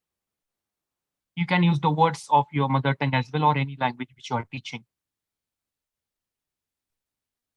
Excuse me, I didn't get the format. Can you please explain it again? Okay, I'll explain it again. For example, my mother tongue is Marathi. So what I am supposed to do, if I am the participant, what I am supposed to do is to pick a stanza of Marathi and to teach it in English. That's what you are supposed to do. This will foster the translation and linguistic skills of all of the participants and the audience as well. Okay, clear. Thank you.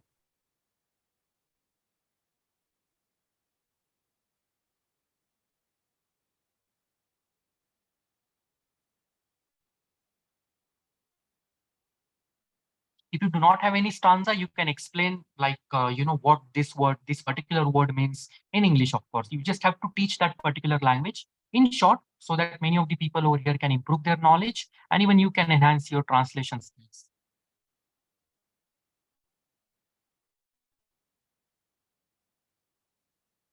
The participants, I'll repeat them again. Kumar Shanu,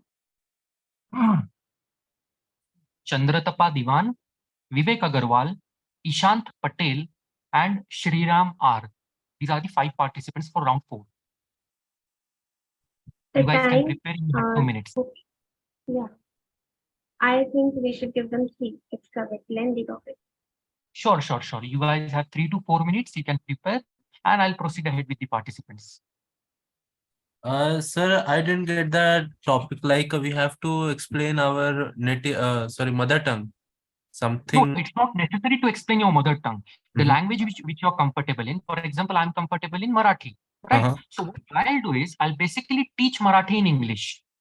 Okay, in whichever language you are comfortable, it might be your mother tongue, it might be a regional language of India, it might be an international language. You just have to teach that language in English. Okay. This is what you're supposed to do. That's it. All right. You don't have to state the general knowledge. You don't have to state any facts. You just have to teach it. All right.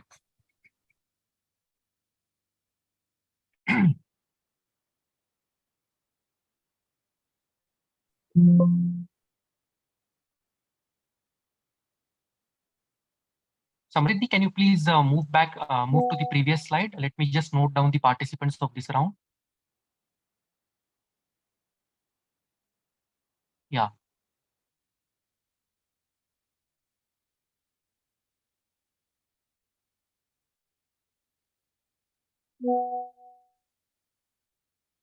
Thank you, Samriddhi. You can move to the slide of the topic.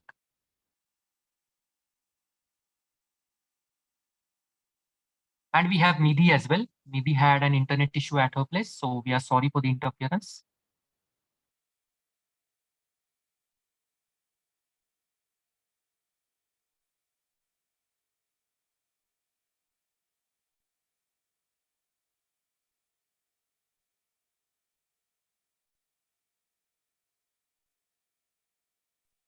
Hello, excuse me. Hello, yes. Yeah. Tell me. I have a question. We have to teach a language through a poem, right? You said a stanza something. Yeah, with whatever you're comfortable in. You can teach it normally. You can teach it via a poem or a stanza, in whichever way you're comfortable. Okay.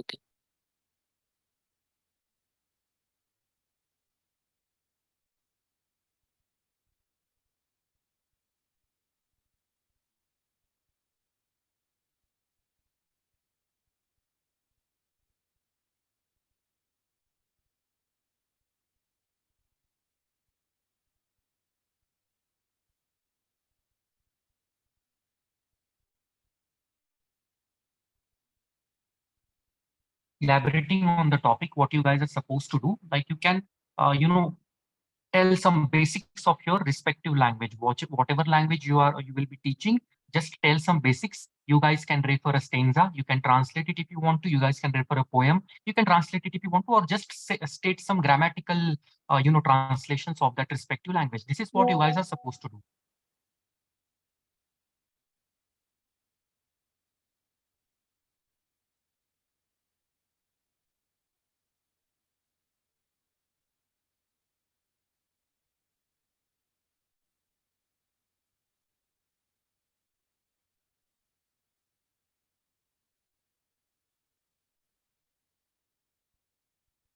We'll wait for 2 minutes, 2 more minutes, as this is a bit difficult and a vast topic. So yeah, we can wait for 2 minutes.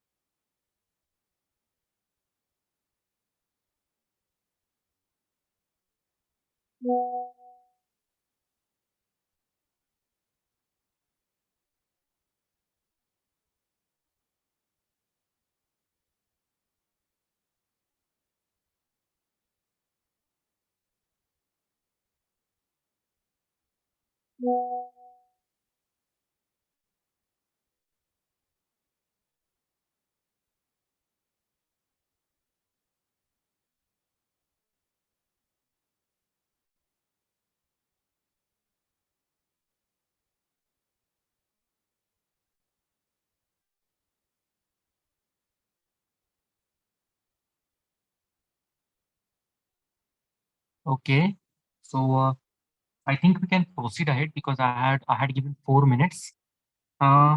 If any one of you, if any of the participants for this particular round, if he or she wants to come ahead, Shall I start? just a second. Shriram, right? Yes. Yes, you can start. A very warm greetings to everyone present here. First of all, I would like to express my gratitude to the Synapse Society for giving me this opportunity. My mother tongue is basically Malayalam. I am a Malayalam guy, but I have been born and brought up in Tamil Nadu, so I would like to teach Tamil. I am very much familiar with Tamil rather than Malayalam because I have been born and brought up here. So I am going to teach a poem called Atichudi. It is written by a famous woman poet of Tamil Nadu called Avvayar, and she is a very religious person and has written a lot of poems about Lord Muruga as well. If you are aware, he's a Tamil god, Lord Muruga. So this poem is actually taught to young children of basically the primary class. Like in English, we use A for apple. So to teach alphabets, we have these kind of words. No, it is actually a poem which teaches the 12 letters of the Tamil language. And all these have a sentence, and these sentences are like, how to say, teach a good habit which one should inculcate to become a better person. So I will go to the poem directly. This poem is called Atichudi. I repeat again, Atichudi, written by Avvaya. The first line goes like, Aram Seyya Virumbu. Aram here means good deeds. Seyya Virumbu, try to do it. So here they are saying it, have desire to do good deeds. The next sentence is Aruvadu Sinnam. Aruvadu means anger. And here they are saying, try to calm your anger. Don't get angry easily. The third sentence is Ivadu Karavel. Iyalvadu Karavel. I'm sorry. Iyalvadu Karavel, which means help others in any way you can. Always try to help others. And the fourth sentence is Ivadu Virakel, which actually means never stop others from doing something which they like. That is, we should not interfere in others' interest. That is what the fourth sentence means. The fifth sentence is Udaivadu Virambel. Udaivadu Virambel. I repeat, Udaivadu Virambel. This actually means never boast. That is, we people try to boast, never boast about what you have. Be humble. And the next sentence is Udaivadu Virambel. I said it. The next is Ukamadu Kaividel. Ukamadu Kaividel means never give up. And the next sentence goes Yen Elithu Irakel. That is, don't speak bad words or bad things. Then the next sentence is Eruvadu Igalchi. Eruvadu here means begging, and actually in Tamil language and in Tamil culture, begging is considered shameful. So here they are saying is begging is shameful. Then the next sentence is Ayyamittu un. Ayyam here means food. So always they are saying share the food. Don't always eat alone. When you have somebody, try to share it. Share it to the needy especially. Then the next sentence is Oppuravu Olugu. Oppuravu Olugu means act morally. And the next one goes like Oduvadu Oliyel. This means never stop learning. And the final 12 sentences Ovviyam Pesel. Sorry, Avviyam Pesel, which means never talk ill about others. So these are actually the 12 sentences which are used to teach the younger children the alphabets of Tamil. The first letter of every sentence is actually the alphabets of Tamil. And my pronunciations may not be right because I studied my entire schooling from Kendriya Vidyalaya, so I am not very familiar with Tamil language as well. So that is all. Thank you. Thank you so much, Shriram. That was an amazing explanation of the poem you stated. All over to judges. So I'll go first. Can you tell about the various dialects of Tamil? Dialects means I'm not getting. Okay, so there are different dialects. There is something called Sen Tamil, and then classical Tamil is different. and so on and so forth. So like Sin Tamil is like the older Tamil, which generally the very old people used to speak, which kind of gets with a very much respectfully they speak. The words are very much respectfully. And also the dialects differ from place to place. I am from Coimbatore, and here the language Tamil is very different from the one in Madurai. They speak with a different slang. It's like the different people from different places have different dialects. That's it.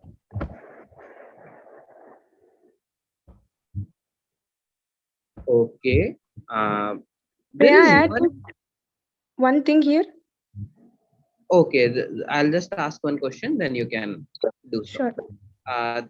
There is something, there is a particular letter actually, which is very peculiar to Tamil. Okay. It is also found in the word Tamil. Okay. Which normally people who have Hindi as their language or any other North Indian language cannot easily pronounce. Which is it? The Ra, actually, the Ra, they say. A type of La, Ra.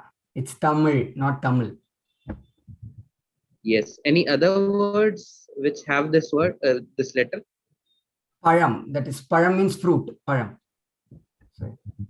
Okay. All over to Nidhi. Okay, so hello Shriram. Hi. Can you tell me an easier way to learn this poem for a beginner in Tamil? The easier way would be to first remember the meanings and the words actually to that directly. Then if we try to join it, it will be very much easier. Easy. Okay, so can you read the first 12 letters of the Tamil language? Sorry, I did not get it. That were used in this poem. Can you The please first repeat? letters, the first 12 letters of Tamil language that were used in this poem, Ati Chudi, if I'm right. Yes. Can you repeat them? E, E. So it's actually A means the, will we say no short vowel and long vowel. It is like that. E, U, A, I, O, Au. So these are the actually 12 letters. Thank you so much. Yeah, thank you. That will be all. Tanvi wanted to add something. You may proceed. Yeah, Tanvi wanted to add something. Yeah, so the dialects of Tamil. So you were talking about Malayalam, right? So you do speak Malayalam. Yes, So this might seem a little bit. I mean, I'm not sure whether you would agree on it, but what actually we consider in from classical time, I think you might be aware also. Earlier, what was spoken as Malayalam was also Tamil only. So what happened was there was an addition with Sanskrit, with the local dialect of how it was spoken in Cheranad, Kerala. So that's how Malayalam began to form as a different, unique language. So Yeah. that is why we can still find lots of similarities between Malayalam and Tamil, and which we cannot find similarities with Telugu or Kannada also. So the most closely related languages are Malayalam and Tamil here in southern India, where you can easily learn Tamil and Tamil people can easily learn Malayalam. Just wanted to include this point. Yeah, it is very true, because even in Kerala, there are a lot of places where people speak Tamil actually instead of Malayalam as their mother tongue. So it is very true. It is almost similar only. Yeah, so it could also be considered like a dialect of ancient Tamil. Yeah, it can be. Yeah. Thank you. Thank you so much, Sriram. Thank you, Tanvi. Thank you, judges. No questions from my side as well. I'll move ahead to the next participant. I would like to invite Kumar Shanu. Hi, good evening, everyone. Hello, am I audible? Yeah, good evening. Yes, you're audible. Good Yes, you're evening. audible. Yes. Thank you for giving me opportunity to speak on a topic. Like it's not basically a topic, but I have to teach you something in my language. So today I'm going to teach you about Hindi language. Okay. So see about Hindi. It is the third largest language which is spoken worldwide. All right, and many developed countries are also inculcating this language in their curriculum so that they can teach their citizens that language which can benefit for their future, like if it is the third largest spoken language in the world, so they can easily trade with Hindi speaking people and trade with Hindi speaking companies, because see, there are a lot of MNCs which are from India, whether we talk about this Reliance industry and Aditya Birla Group. These are big MNCs, and lots of other employees from other countries are working in it. So people think like if they can communicate in their language, so it will be better, they can convey their thoughts. So coming to Hindi language, Hindi originated from Indo-Aryan language, and basically originated from Sanskrit. It is a part of Indo-Aryan language, and it originated from Sanskrit. And currently it has 13 vowels, if we can say. Like in English, we have 5 vowels. In Hindi, if we compare, we have 13 vowels and 36 consonants, if we talk about as compared with English language. All right. So this is how the English has been constructed, Hindi has been constructed. And I'm just comparing the two languages, Hindi and English, side by side, so that you can get a better idea like how it works in Hindi grammar and English grammar. See, like in English we have noun. So in Hindi we have a similar thing, whose name is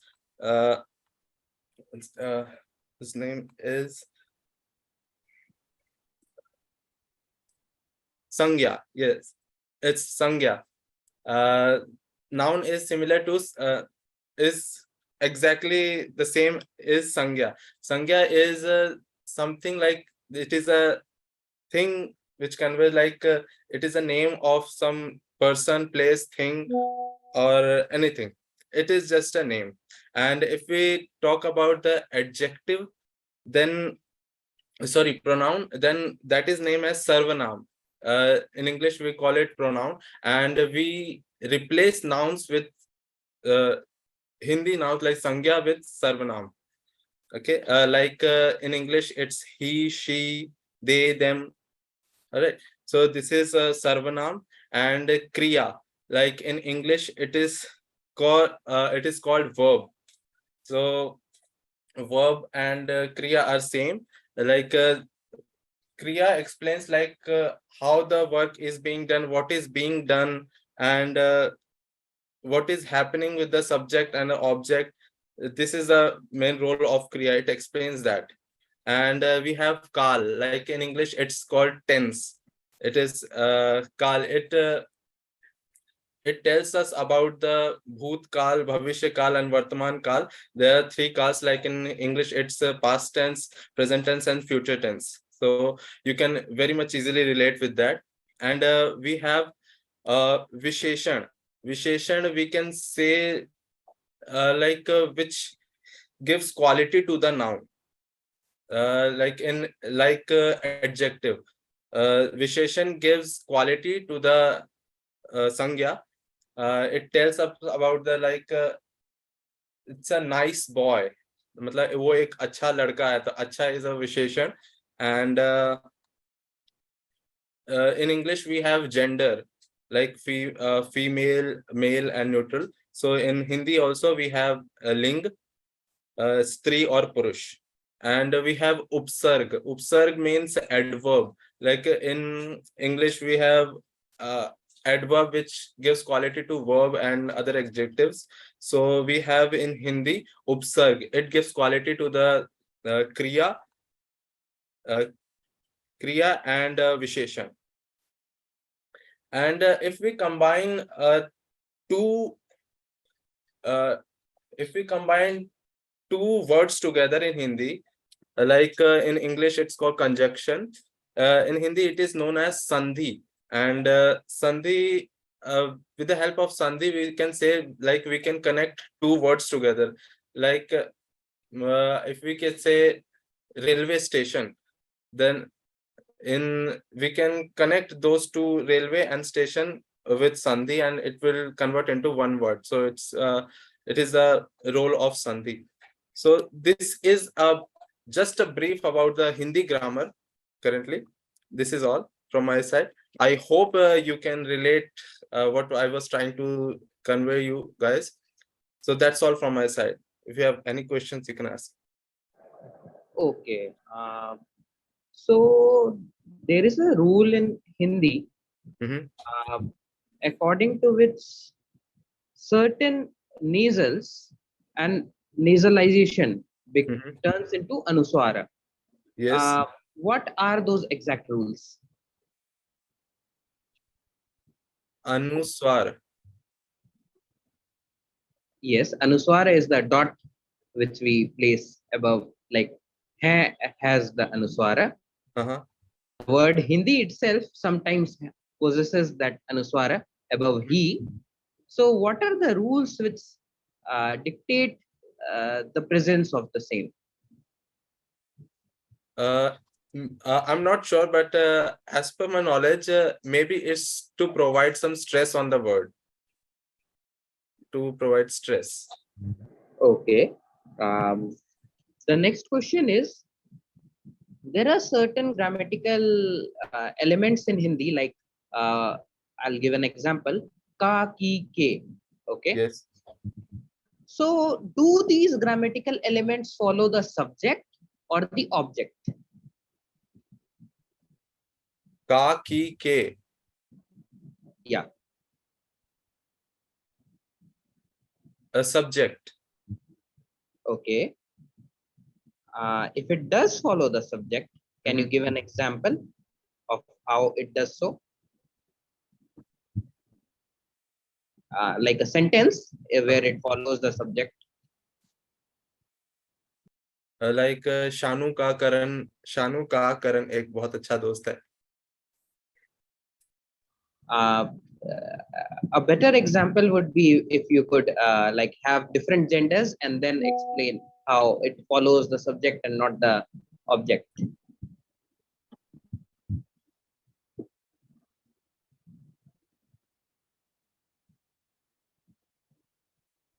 No,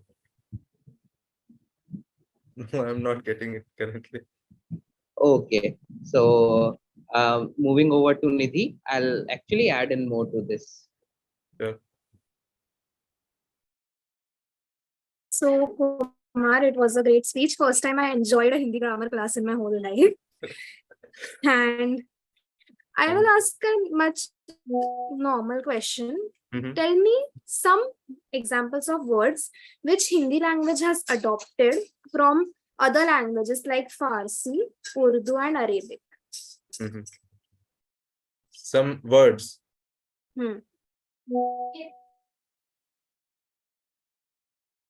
Like आइए आपसे गुफ्तगू करते हैं. Yeah. And for energy we use urja. Two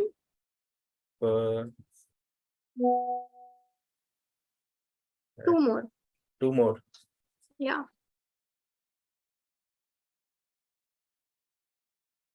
Guftagoo. 1 second. Just give me. Sure. Take your time.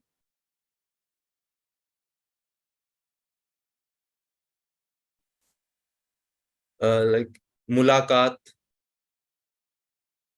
And tashrif. Okay, that will be all from my side. All right, thank you. Thank you so much, Kumar. Am I clearly audible, by the way? Yes, you are. Yeah, thank you. Just to factually correct you, I don't have any questions.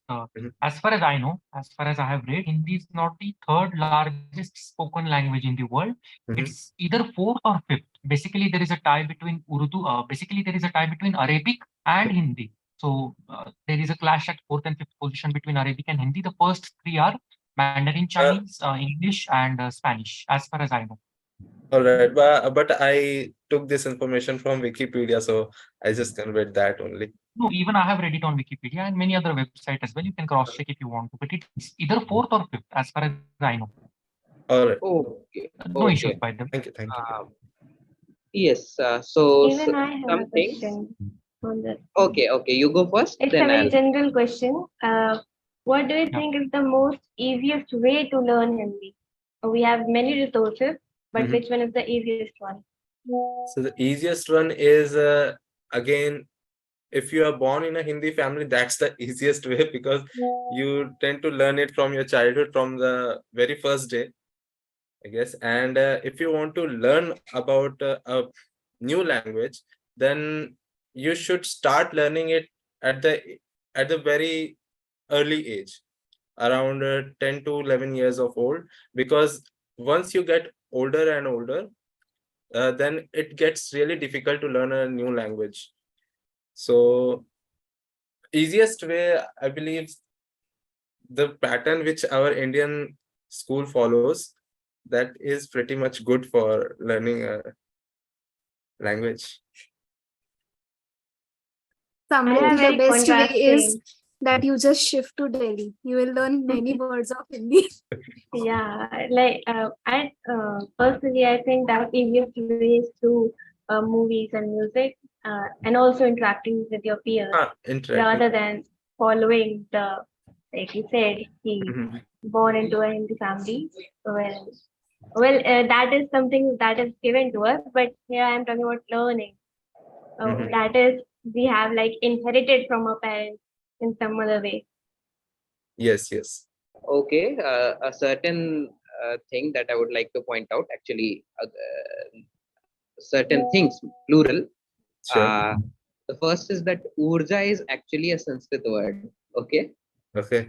Okay. The secondly, actually, it follows the object. Okay. Those grammatical elements, ka, ki, ke. An example would be Shanu ki nidhi mitra hai. Okay. So, ki, it follows the object. What is the object? Nidhi is the object. Nidhi, yes. Okay. Thirdly, the rules for the same, like nasalization. So what happens is, whenever a matra extends the shirorekha, or the line which we put above in Hindi, in Devanagari, it changes into the anuswara. Okay. So hai, even though we pronounce it hai, so there should have been a chandra bindu, but we write a simple normal anuswara, a simple bindu. Similarly, all the nasals, na, na, anga, nya, and so on, actually can change into the anuswara. All right. Thank you for your valuable input, Vignesh. Thank you. I wasn't aware of it. Yeah, thank you, Kumar. Thank you, judges. I'll move ahead to the next participant. I would like to invite Chandratapa Divan. Namaskar, Shubho Shonda. Greetings to one and all present here. I am Chandratapa Devan, and today I would like to thank you all for providing me an opportunity to teach a language. I would like to use this opportunity to teach my mother tongue, Bengali. So basically, language is a tool that helps us to communicate with each other. So let's suppose you are suddenly dropped into Bengal. So what will you do? The first thing that you can hope to do is communicate with the people there, right? So instead of going into the nitty-gritties of the language Bengali, or you should first know how to introduce yourself, how to communicate the basic sentences in Bengali.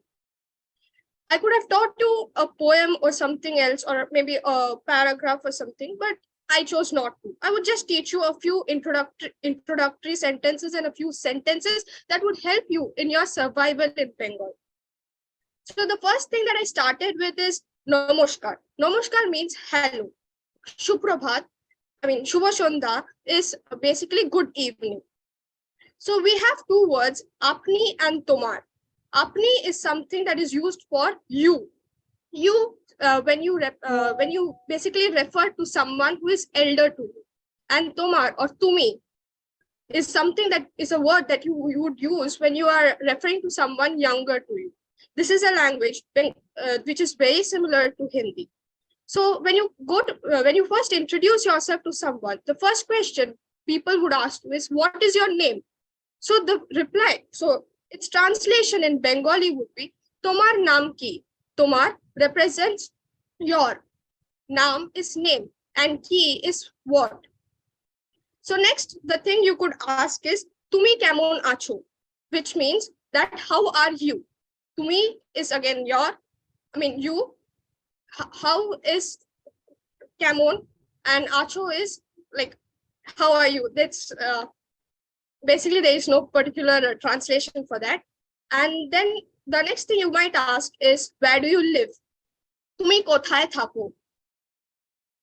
The next thing that we usually ask is for transportation. Like, how do I go to this place? How do I go to that place? So the way you would ask a person that is, আমি এখানে যেতে চাই, আমি কি করে যাব? Which means, আমি এখানে যেতে চাই means I want to go here to this particular place. আমি কি করে যাব means how will I go there?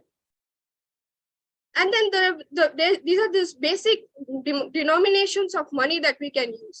1 is 1 taka, 2 is 2 rupees, 3 is 3 rupees, 100 is 100 taka, 500 is 500 taka, 1000 is 1000 taka. These are the few basic denominations of money that we use in our daily life. Next, if you want to eat something, ami eta khete chai, which means I want to eat this. Ami jol khete chai, I want to drink water. Ami दूध खेते चाय, I want to drink milk. Apart from this, there are a lot of things, but I would like to stop here since these are the few basic things which we require for survival in Bengal. So I would like to end here. Thank you. Dhanyabad. Welcome to Bengal. So the next time you meet a Bengali, be sure to greet them with Namaskar. Thank you. Dhanyabad. Thank you, Chandratapa. Dhanyavad, as you said. I might be wrong at pronunciation. I'll move ahead to the judges if they want to ask something to Chandratapa. Namaskar, Chandratapa. Namaskar. So, the first thing that I would like to ask is, how does Bengali differ across the border, that is West Bengal and Bangladesh? Well, that's actually a history.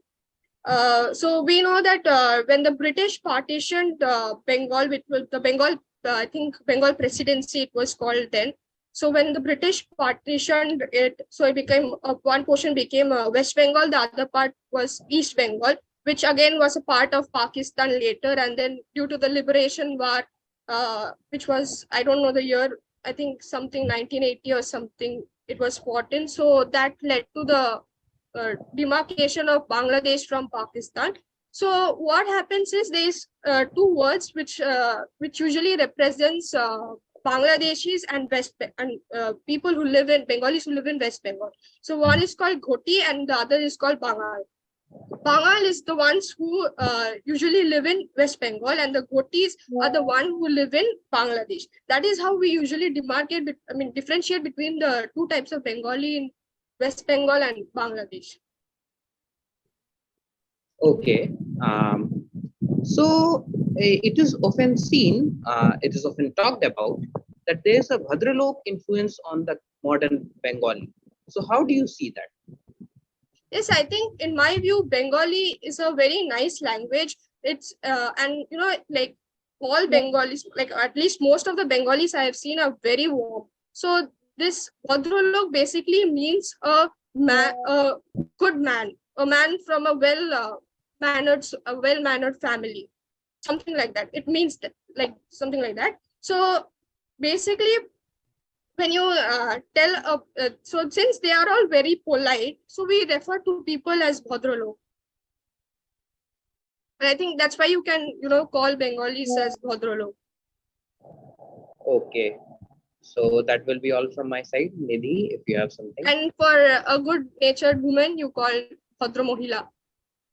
Okay. So Chandratapa, I was actually waiting for someone who will teach Bengali. I'm absolutely a Bengali lover, a big fan of Thakurda. So I want to ask you that if a beginner wants to learn basic Bengali, which books should he use? Do you have any idea? Yeah, there is that you a would book which suggest? has been there is a book, I am not sure of its name. It was written by Ishwar Chandra Vidyasagar. Okay. I think it was called Varno Porichaya. Okay. It would be available in the market if you search. So that basically has the basic the swara aksharas which you find in every language, the e, those things are present there, and you will find some basic words there also. So you could use that as a medium for learning your basic Bengali. Now tell me that Bengali script is very unique. Which script is used in Bengali language when we are writing it? I am not sure of that. Okay. I would like to know that. Could you just let me know that? I myself, I will tell you in 2 minutes. Okay. Because I'm not aware. Okay. That's why I wanted to know from you, actually. I'm very much interested in the language. Okay, some common phrases and greetings you can tell in Bengali. Some common phrases. So Shubho Shakal is good morning, Shubho Shonda is good evening, and Shubho Ratri is good night. No, like phrases like Gondogol or things Okay, like that. Gondogol is basically some problem. Okay. Ami tomai bhalobashi. It's a very commonly used term. It means I love you. And then Ami jol khabo. I want to drink water. Ami khawar khabo. That's I want to eat food. But then one unique thing is when we are referring to food, we always use the word khabo. That is eat. We like in Hindi, if you see that we say that मैं पानी पीना चाहती हूँ और मैं खाना खाना चाहती हूँ. So I want to eat. You distinguish them, right? So in Bengali, it's not like that. Ami jol khabo. Ami khabar khabo. Okay. That was all from my side. And how do you say that you are a sweet girl in Bengali? Tumi khub mishti mein. Tumi khub mishti mein. Chandratapa. Thank you. Dhanyabad. Thank you so much, judges. Chandratapa, am I clearly audible? Yes, sir. Yeah, I need to ensure this every time. So I don't have any grammatical question to Bengali as you are very well versed in it. I just would like to ask a general knowledge question. Can you, apart from West Bengal and Bangladesh, of course, can you name a few states or some few areas where Bengali is, spoken widely? Sorry, your voice was breaking here right now. Couldn't hear you properly. Okay, can you hear me clearly? Yeah, now it's better. Yeah, so what I was saying is, apart from West Bengal and Bangladesh, can you name a few states or a few regions in India and foreign countries as well, where Bengali is widely spoken? Well, the basic thing is you find Bengalis everywhere. So there is no specific region where you get to see Bengalis. Bengalis are spread everywhere. And maybe in Assam, you will find a good amount of population there of Bengalis. And maybe I think Orissa also could be considered. Since they are just like next to West Bengal, you would find quite a good amount of population there. Okay, that was a good answer. Basically, I was expecting Odisha and Assam to be included. Basically, in Odisha, in Malkanagiri district, Bengali is widely spoken. It is widely spoken in Sikkim, Assam, Manipur, and a few northeastern states as well, apart from West Bengal, of course. Okay. So, yeah. Anyways, thank you so much, Chandratapa. It was an amazing explanation of Bengali. It actually, created an interest to learn Bengali in detail. So thank you so much, Chandratapa. Also, Chandratapa, the script which we use while writing Bengali is Eastern Nagari and it is derived from Brahmi. I was not sure. Now I just checked it on the net. It's Eastern Nagari. Can you write Bengali? No, I haven't learned how to write Bengali. Okay. Because Thank you so much. Though I was born in Kolkata, I'm actually living in Chennai. then it's really difficult. Okay, thank you so much. Yeah, thank you. Thank you, Chandrakappa. I'll move ahead to the next participant. I would like to invite Ishant Patel. Ishant, are you there? Yes, I am there. I am audible. Yeah, you are audible. You are clearly audible. Yeah. Okay. Good evening, everyone. First of all, I would like to thank Synapse Society for providing me this opportunity. So I have this opportunity to teach my mother tongue, which is Hindi. First of all, I will talk in brief about this language. Hindi is a language which is mostly spoken in northern part of India. The script which is used for is in Hindi is Devanagari script. Hindi consists of 13 vowels and 33 consonants. Unlike English, Hindi nouns have genders like masculine, feminine, and neutral, which is not in case of English. And also in Hindi, there is subject, object, verb agreement is there. Unlike which is in English, subject, verb, object agreement. So I will take example to explain this. Like suppose there is a sentence in English, Ram is eating a mango. Ram is eating mango. So we will translate this in Hindi as Ram aam khata hai. So here we can see in sentence, in English sentence, that after Ram, which is a subject, there is, which is an verb. So we can clearly see this is an subject verb agreement. But in Hindi, we said Ram aam khata hai. Here aam translated to mango. So there immediately after subject there is an object, not a verb, unlike English. And also in Hindi, the alphabets pronunciation remains consistent. Unlike in English, there are various pronunciation complexities, mainly due to silent letters and different letter combinations. Now, we will learn how to converse in Hindi, learn some basic conversations. Like, suppose we want to say hello. In Hindi, we can say namaste. In Hindi, we can say good morning as suprabhat, good night at subratri. Now we will practice some certain basic sentences in order to understand more better. Suppose I want to ask in Hindi, how are you? So in Hindi we can say tum kaise ho? So here tum means you and kaise means how. But we can also use up as well in place of you. There are two different meanings of you, up and tum.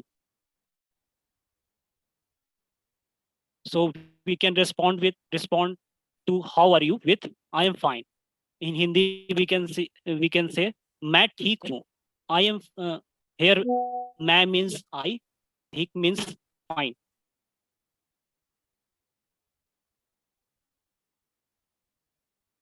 Now I will take the example of a nursery poem, nursery Hindi poem, to make it more interesting learning. That poem name is Machli Rani. Okay, so Machli Jal ki Rani hai, which means fish is the queen of water. Here Machli means fish and Jal means water. And Jal ki Rani means water's queen. जीवन उसका पानी है, which means and water is it's her life. So here we can say जीवन in translated as life, and उसका पानी, उसका means her and पानी means water. हाथ लगाओगे डर जाएगी. If you touch her, they will get frightened.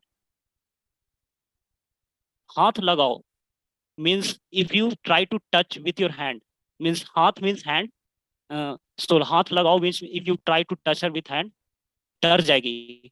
डर मतलब डर means getting frightened and fear. So डर जाएगी मतलब she will get frightened. बाहर निकालोगे मर जाएगी. If you take her out of the water, she will die. Here बाहर निकालोगे means if you take her out of बाहर means out and निकालोगे means take out. मर जाएगी. Here मर means die. So this was from my side. Thank you. Thank you all.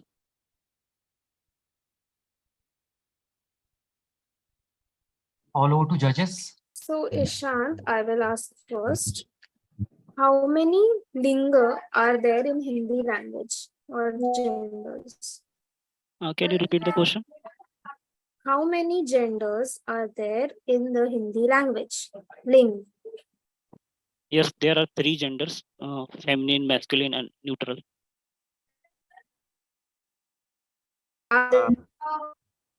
Okay, so my question is, can you give an example of a word in neutral gender in Hindi?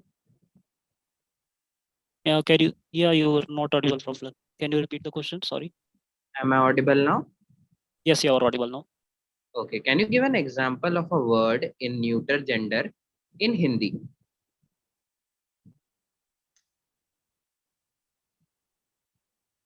Neutral gender.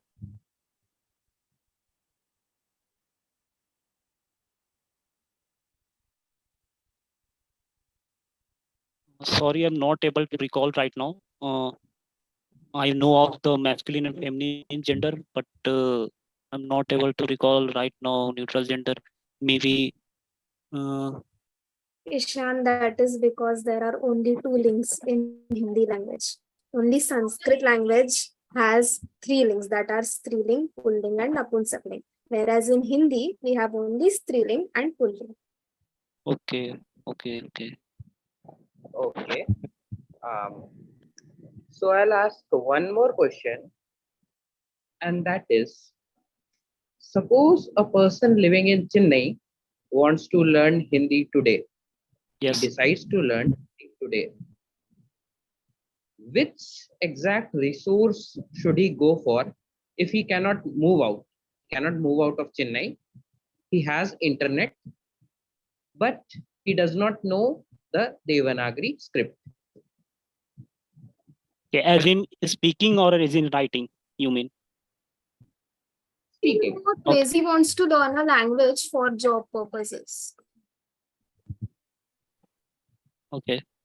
So, as in speaking, I can say one of the most interesting way to learn language is through first of all, the basic is necessary, like grammars. Without grammar, there is nothing.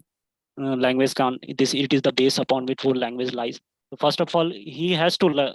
He has to necessarily learn the grammar. And now, for coming to the part of the communication part, he can learn from various sources. There are various interesting sources to learn language as well. Like he can watch movies as well, like watch contents in Hindi, and he could try to practice if he has such certain friend who is from North Indian or certain people in his network. So he can try to communicate with them in Hindi. And also music is also one of the very effective way to learn a new language, like listening songs. It has been proven to be very effective in learning a language. So he can proceed for that. Okay, that will be all from my side. Yeah, thank you so much, Mine judges. as well. Yeah. Ishant, right? Yes, Ishant. So, many a times this question might have been arised, if not in your mind, in many of the minds of the students. The poem that you stated, Machli Jal Ki Rani, is one of the most famous poems in Hindi language. So do you know who was the poet of the poem? Was it when did it came into existence? When did this poem come into existence? Sorry, your voice was breaking in between. Can you repeat the question? This is just a general knowledge question. Am I clearly audible? No, yes. Yeah, what I was saying is the poem which was stated by you, Machli Jal Ki Rani Hai, it is basically one of the most famous poems of Hindi language. So do you know the poet of this particular poem and when did this poem come into existence? Unfortunately, I don't know the sorry. I don't know the answer. No issues, no issues. This was just a general knowledge question for all of you because this question has arisen in my mind many a times. And in ninth, I had searched for it on Google. So this poem was basically written by a poet named Ramesh. Okay. Okay. The surname hasn't been mentioned anywhere, and it was written in 1951, soon after the independence. Thank you. Yeah. Anyways, thank you so much, Ishant. I'll move ahead to the last participant of this particular round of round 4, Vivek Agarwal. सर्वेभ्यः नमस्कारः. Hello everyone. अहम् अद्य संस्कृतं पाठयामि. I अद्य today Sanskrit पाठयामि will teach. I will teach Sanskrit today. So thank you Synapse Society for giving me this topic and letting me in even after having some tech issues. Yesterday also I spoke about ancient languages going extinct and especially about the importance and the literary treasures it holds. So now starting with Sanskrit, I would like to bring in two shlokas which I want to say. These will be very helpful for all the students who are here. So starting with it, Vidya nama narasya rupamadhikam prachanna guptam dhanam. So Vidya, knowledge, nama narasya. Vidya nama, meaning knowledge, narasya, humans, rupamadhikam, which will enhance the humans' beauty. Prachanna guptam dhanam, which is this is the wealth which is very hidden and no one can steal it from you. Vidya namanasya rupamadikam prachanna guptam dhanam vidya bhogakari yashas sukhakari vidya gurunam guruhu. So vidya knowledge is bhogakari yashas sukhakari. So it will lead to all the good things that will happen to you in life. It will give you prosperity. It will give you the way of living life. And vidya, knowledge, it's like guru nam guru. All your gurus have been taught by knowledge. Knowledge is one which is making your guru, who is a person, a guru of yours, a teacher, who is able to teach something because he has acquired the knowledge from somewhere else. Vidya bandhu jano videsha gamane vidya paradevata. So now it means that Vidya, it's when someone is going out, knowledge will always help him, even if he doesn't know the language. If he has some knowledge of anything around there, he will be able to communicate through maybe sign language. He will maybe able to write it, or if there is a similar language also, he will be able to communicate better and he will be able to express himself. So knowledge is very important. Vidya para devata. It's another form of God. Now, God is a very subjective topic, right? But here, Vidya Para Devata, we see knowledge is a God because it will help you always. It is there with you and you can acquire as much knowledge as you want. Vidya Rajasu Pujyate Nahi Dhanam Vidya Vihina Pashu. So now this is very relevant in today's context. Vidya Rajasu Pujyate Nahi Dhanam Vidya Vihina Pashu. Vidya Rajasu Pujyate. Now knowledge is worshipped by even kings.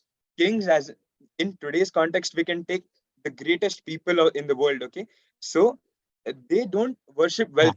Vidya Rajasu Pujyate Nahi Dhanam. They don't worship wealth. They worship knowledge. They wouldn't care if you have money because they have it themselves too. But knowledge is rare. The one who possesses knowledge is always valuable. And Vidya Vihinaha Pashuhu, one who doesn't have any knowledge, who does not want to acquire any knowledge, is useless. Is living in life like an animal, because the only difference between us and animals is animals do not learn, but we do learn. So I think this is very this is one shloka I would want everyone to know. This is a Shubhashitani, so it is just a shloka which came which is passed on from generations by elders. There is no writer for this. I have one more. I have one more shloka, which will be very good because they're working professionals also in our program. And most of you might have heard it. Karmanyevadhikaraste ma phaleshu kadachana. Karmanyevadhikaraste. Karmanye, form of karmani. Karmani, action. Karmanyevadhikaraste. Karmas which you do. Karaste. Yat karayati. As in, the karmas which you do. Karmanyevadhikaraste. Ma phaleshu kadachana. Don't do it for the sake of for the results, right?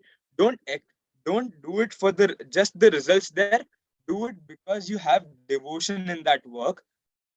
Ma karma phala hetuhu hurmate sangotsva karmani. So now you have to say that the fruits always should not be an attachment for you to do a karma. You should do a karma with devotion, not keeping the fruit in mind. It just says that ma karma phala hetuhu, which means karma, keeping just the karma Vivek, as an very sorry to interrupt you. You have 30 seconds left. Sure, I'll wrap it up. Yeah. So having only the fruit or the result in mind will not lead you to the work to do the work very appropriately, and let there be devotion in everything you do, and not make it just because you're doing for sake of something, which is what I would like to say. And I would like to say to everyone that yesterday we spoke about how the importance of ancient languages is decreasing. So everyone should learn Sanskrit, and please embrace Sanskrit. Thank you. Thank you so much, Vivek. All over to judges, and I think judges might have been having numerous questions this time because both of them are very well versed in Sanskrit. Namo Namaha Vivekah. Mama Nama Vigleshah. Tvam Sanskritam Pathayasi. Aham Sanskritam Pathami. Okay. So you teach Sanskrit and I study Sanskrit. Okay. So can you tell how many lakaras are there in Sanskrit? There are 10 lakaras in Sanskrit. Lat, lit, lut, lot, vidhiling, ashirling, lat, lit, lut, lot, vidhiling, ashirling, rut, and lut. Yeah, that is good. Can you name the person who has written the Ashtadhyayi? Panini, because he is called the god of grammar, and he had received all the letters from Tasmai Pa. I mean, if you have heard the shloka, Tasmai Paninaye Namaha from Ashtadhyayi, it's the starting verse actually. Yes. From Shivji's drum, actually, basically. Yes.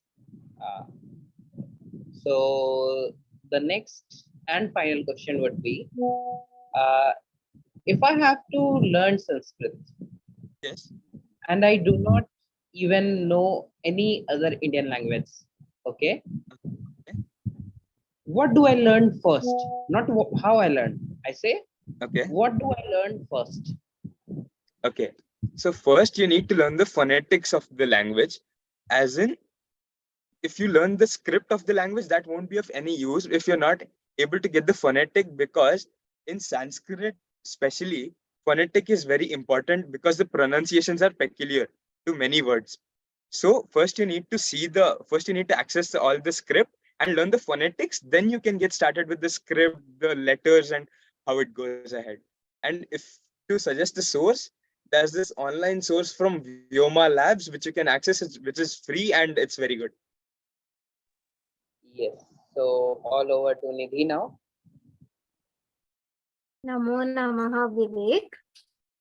Namo Namaha. So can you tell us about the Purush in Sanskrit? Okay, there are 3 Purushas: Prathama Yes. Purusha, Madhyama Purusha, Uttama Purusha. So now, let me give an example. With an example, yeah. Yeah, but everyone has learned this in Sanskrit in school if you have taken Sanskrit. So, I mean, you might have by hearted this, but it has actual good meaning. So please learn it. Pathati, patataha, pathanti. Now I'm addressing this to someone else. Ramaha, patati. Rama is reading. Pathati, patataha, pathanti. Pathasi, patataha, patatha. Pathasi. You're addressing it to a specific person. Speak. Yeah. No, you're right. I was just. Yeah, okay. Pathami, patavaha, patamaha. I am addressing it to myself. And there are also three vachanas, as in it's not just singular and plural. It's ekavachana, dvivachana, and bahuvachana. So it's me, both, and all. Pathami, I will read. Pathavaha, we both will read. Pathamaha, we all will read. Good. Also, can you tell us some sarvanams with basic of their links?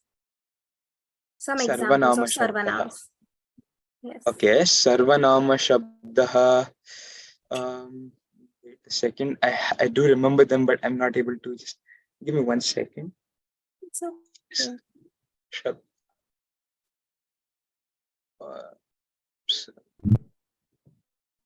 I guess will be Bhavati is a sarvanama shabda, and you can take Asmad Yushmat shabda, the most basic shabdas you need to know to talk to anyone.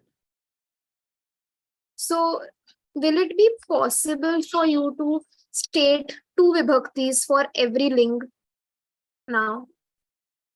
For every ling, okay. Okay, sure. So first I'll start with the basic shabda I know, Rama shabda. Ramaha, Ramau, Ramaha. Hey Rama Rama, is hey. not a sarvanam, Vivek.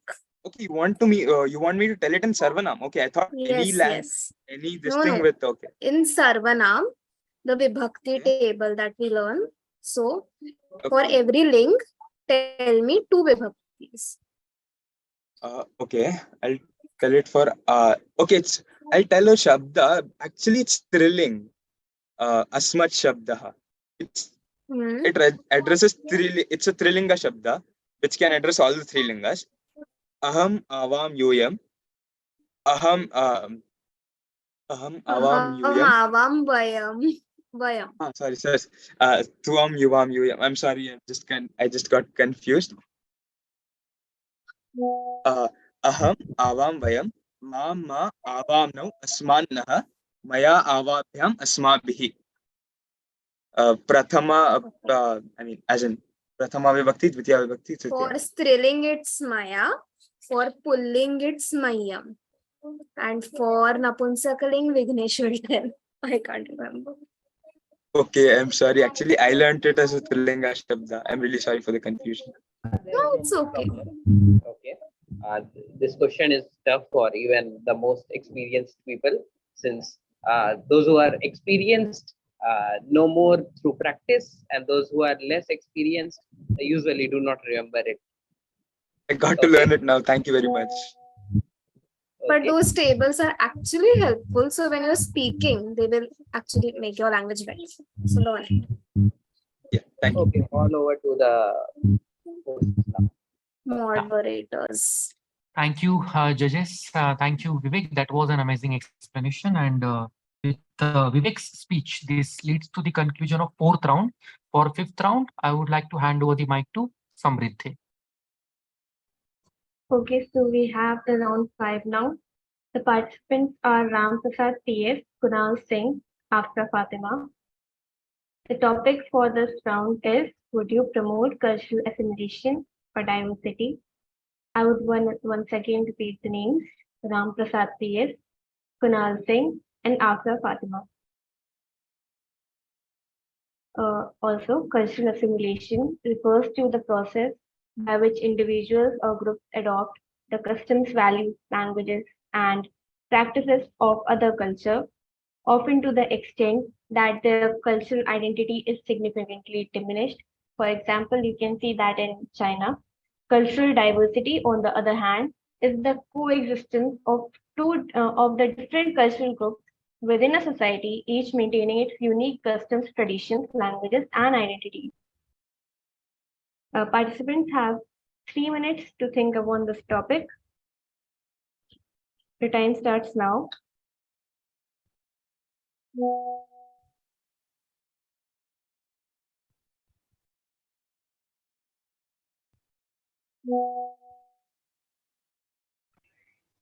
Just a question. Do we have to take one side, like either cultural assimilation or diversity? Oh, yes, you can. Okay.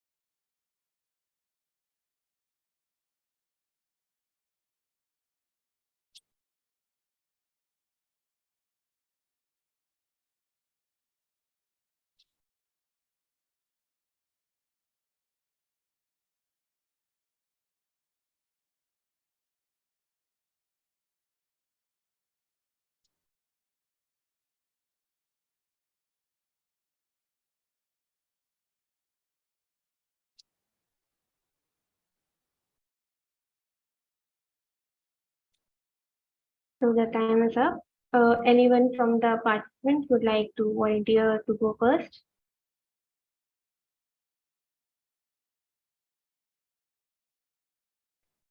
Good evening, ma'am. Am I audible? Oh, yes, you are. Okay, I would like to go first. Okay. Oh, yes, sure. Please open your camera. Yes, ma'am.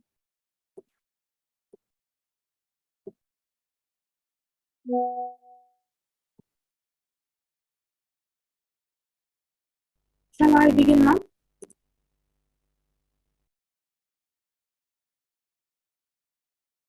Am I audible? Yes, you are audible and you may begin now. Good evening. My name is Afra Fatima, and I am talking about the cultural assimilation versus cultural diversity. These are two different approaches to dealing with the cultural differences in our society today. Cultural assimilation refers to the process in which individuals or groups, they adopt the values and behaviors and the customs of a dominant culture in a society. It leads to conforming to norms and expectations of the dominant culture, The goal of cultural assimilation, it is to create a very homogeneous society where everyone shares a common identity and culture.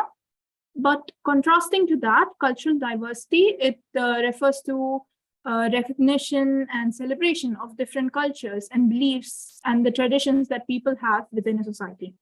Diversity, it acknowledges people with different backgrounds, with different experiences, and these differences should be respected and valued. The main goal of cultural diversity, it is to create a more inclusive society that recognizes and supports people from different backgrounds and their contributions to the entire group. While cultural assimilation and diversity are seen as opposing approaches, they are not mutually exclusive. In many cases, it is also possible to promote diversity while also encouraging some degree of assimilation. For example, immigrants to a new country, they can choose to adopt some of the customs and values of their new home while maintaining aspects of their own culture, their own country and identity. But some examples where cultural assimilation gets too overbearing is, as you said, China, where we see that cultural assimilation is being forced upon the citizens. Some citizens are not allowed to practice their own religion, their own cultures. Obviously, in that sense, it wouldn't be mutually exclusive. We also see in some other countries, some war-torn countries like Syria, Palestine, but some examples where cultural diversity is more beneficial. Some countries' examples would be countries like Canada, Australia, which are very welcoming to immigrants. They are known for their multiculturalism, and they have a very long history of being welcoming to people from all over the world. Their countries' policies of being multilinguistic or multiculturalism, they promote understanding and acceptance of different cultures, of people from different backgrounds, and they contribute to a vibrant and diverse society.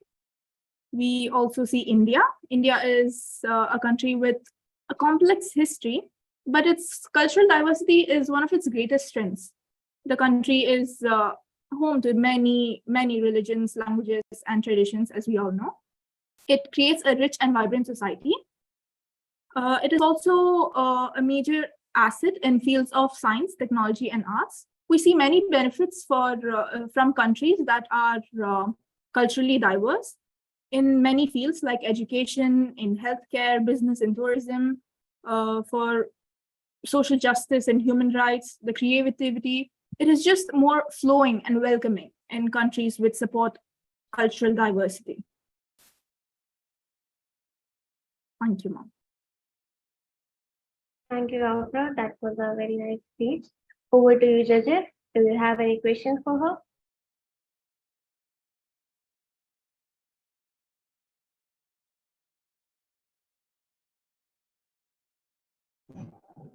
Yes, so what shall we do when cultural assimilation comes naturally? It is not forced by anyone, but it is forced through natural factors.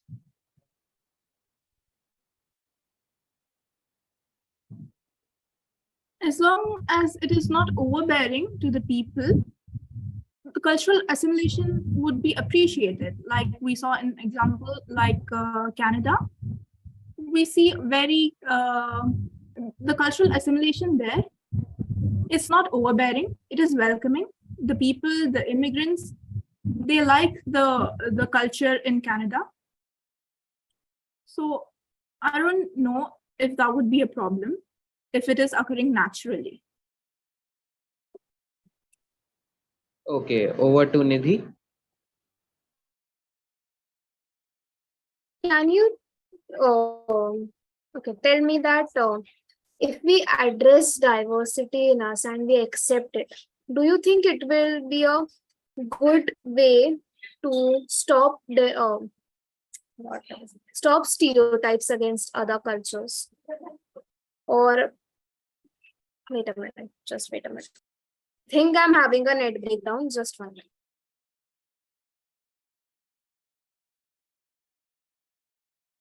Yeah, I Ayush, do guess you have any Nidhi. questions? Yeah, I do have a few questions for Afra. Afra, am I clearly audible to you? Yes, sir.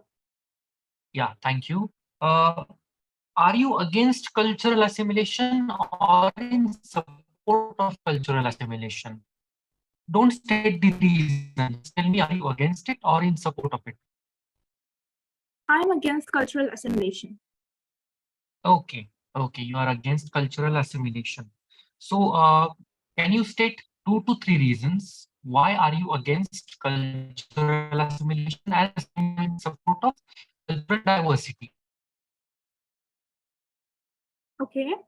Uh, like I said, cultural assimilation, it tones down individuals' thinking, their own contributions to society, and they force the people to conform to a certain path laid down by the greater proportion. Whereas in cultural diversity, each person is allowed to freely express themselves in terms of religion, in terms of their language. They're freely made to allowed to make their own contributions to the society. Okay, so basically what you're trying to say is in cultural diversity, people have freedom and in cultural assimilation, they don't. Am I right?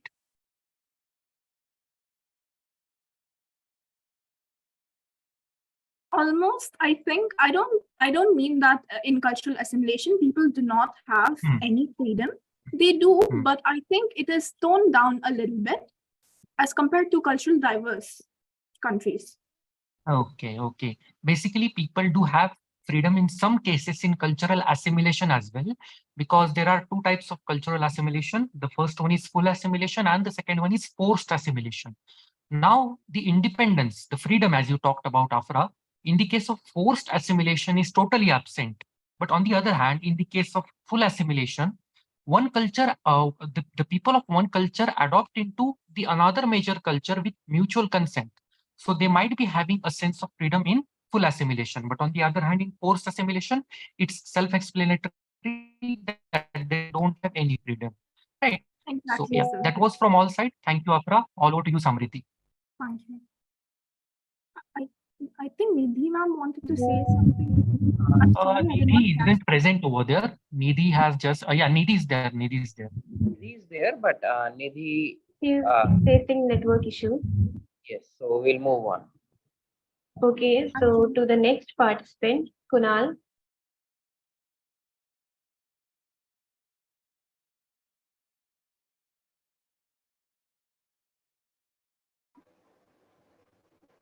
Am I audible and visible? Yes, you're audible and you are visible. You may start now. Okay. So if I move my head like this or like this, you would already know what this means. This is the most famous thing, Indian bobblehead. And why do we have this thing? This is something that is very much culturally arrived. And people from other countries do not understand this thing. In a world where there are more than 3,800 cultures, one size will not fit all. Good evening, everyone. Today, I, Kunal, is going to speak on the topic, would I promote cultural assimilation or diversity? What is culture?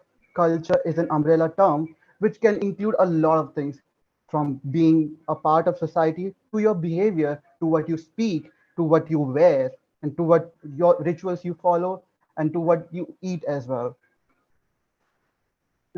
As I remember, yesterday I spoke a word called jhuta. It does not have an English equivalent it does not have an English equivalent. And what does it? Why does not English have this equivalent? What culture does it derive from? In India, we have casteism and reservation, things like this. And jhuta has its roots into it. Jhuta word is derived from the very roots of the things where segregate people on the basis of discrimination and saying maybe this is we should not touch and maintain our own purity. But but this is on a negative connotation. This is just an example to explain that how culture develops our language as well. It is important that we celebrate culture diversity because, as I said, that one size will not fit all. Cultures develop in various geographies, If you are in Middle Eastern countries, you're likely to have Muslim Islamic cultures. If you are in Northeastern, there are Buddhist, not Southeastern countries. Things will be like Hinduism and Buddhism. And if you move to Western countries, it is likely to be Christianity. What culture diversity brings is celebration of different sense of belonging. If you have your own culture, if you belong to South India, you would like to celebrate Pongal, festivals like there's a festival where there is a riverboat race. And if you are from North India, you're likely to celebrate Holi and various kinds of fasts. And how is it important? Belonging to a culture gives a sense of representation, and that is why how our politics is shaped, where we that we should promote people from our culture, from our race, or from our ethnicity. And but on looking on the positive side of culture, what does it bring in others? I having a North Indian culture does not mean it will help other, but there are benefits. If you are being with me, you'll get to know that what is the importance of adjusting with others. You will also build tolerance. You'll have respect for me if I give you equal respect. And these are the few things which help, which are inculcated in the umbrella term of being a cultural appropriated person. On the other side, if you see culture assimilation, it has various disadvantages. If you think of something like an American high school, we have all seen things like teenage high school shows, uh, maybe name something like sex education, where everyone is white, where everyone wears popular clothes, and everyone wants to be a mean girl type person. But again, if you see, it's like a very whitewashed place. You don't have diversity there. You don't get to see different perspectives there. Although it may be a Western perspective coming to India, but you will never relate to it. Why is it like that? On the other hand, there are issues like in countries like China, where Uyghur Muslims are being imprisoned and their culture or their religion is not being promoted, and they're being uh, hidden in the one corner of China. And when issues like human rights comes up in the UN, they always try to hide this stuff, and this topic is never raised in the international forum. Being not cultural, it also reduces, if there's a monoculture in the society, it also reduces the uh, chances of being accessible to other things. Suppose there's a tribe living in Andaman and Nicobar Islands, although they may be a non-material culture, belonging to a non-material culture, where they don't need modern things to live. But thinking about Sorry to that, interrupt you. You have 30 seconds left.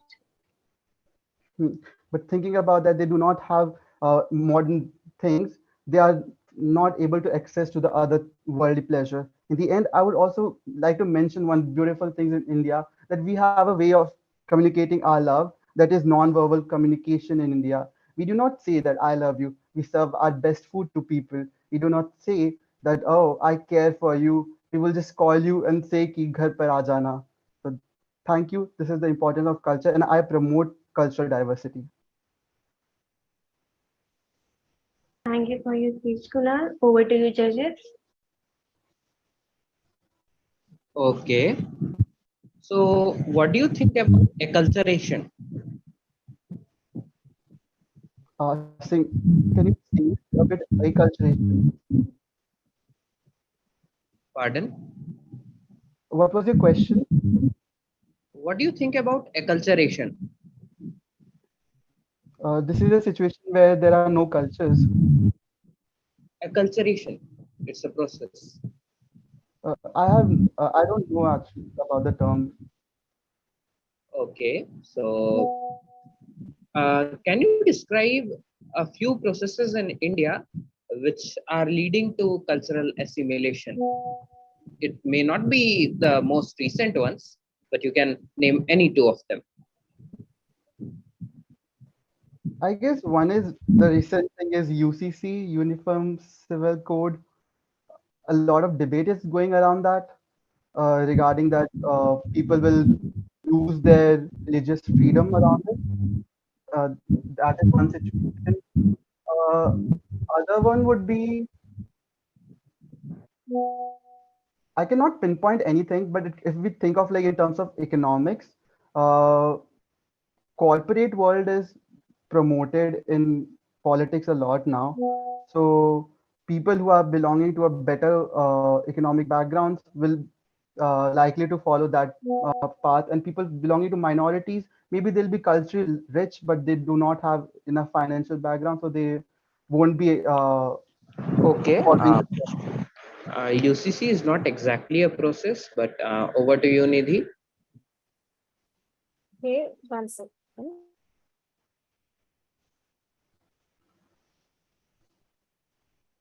So, Kunal, can you tell me some practical steps individuals and organizations can practice to address systemic barriers to diversity and inclusion?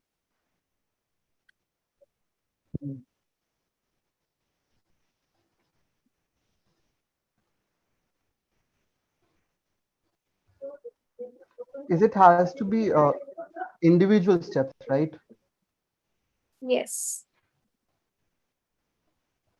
So that everyone feels heard and involved. I guess being a good listener is a way to accept other religion, other cultures. Like if I don't know anything, like it's a very human tendency that we have few judgments about other people, and we perceive it just by seeing other people. But a good taking a step to not to pose those judgments on other, and rather listen that what perspective they are bringing on the table, and then maybe like that can change our judgment what we have initially. So I guess that's a way to deal with it. And in terms of, if we take in terms of system, it could be like having more like how we have inclusivity. Sorry for the word. uh, there are policies which are more inclusive for different kind of people. Like in America, we have policies where for a job you have to have one black person in your restaurant working, things like that. Okay, that will be all from my side. Thank you, Kunal. And your speech was really good. You Thank you. gave good examples. Yeah, Kunal, your speech was really good. Am I audible to you? Yes. Yeah. So I actually forgot to shed a light on the topic that was stated by the by Afra. What are your views on the Israel-Palestine conflict? What, according to you, led to the eruption of the relations between Israel and Palestine, the history and its after effects? You can state it in short.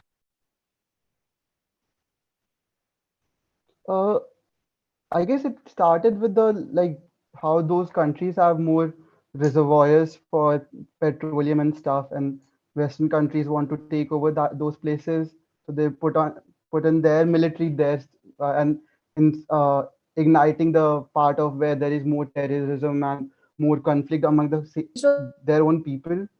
So I guess that's how it started. If I'm not wrong, maybe I'm maybe confusing it with some other thing. And Okay, what was so the question? Can you no, repeat it? my question was, how did the Israel-Palestine conflict evicted in history?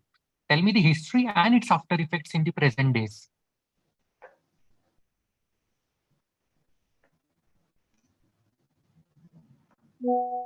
Oh, like in terms of history, since it comes from like a Islamic background, and in present time there is something called as Islamic phobia, and any person coming from a Middle Eastern country of belonging to Islam is stereotyped as terrorist, which is not correct. Like we are posing stereotypes on people belonging to a different culture, and uh, and this is one reason. Like if I choose to learn their language and maybe like try to pronounce words like them, I would not do it because I know there are certain stereotypes related to it. So there is also fear from those things arising, and I guess we need to stop our judgments regarding those stuff.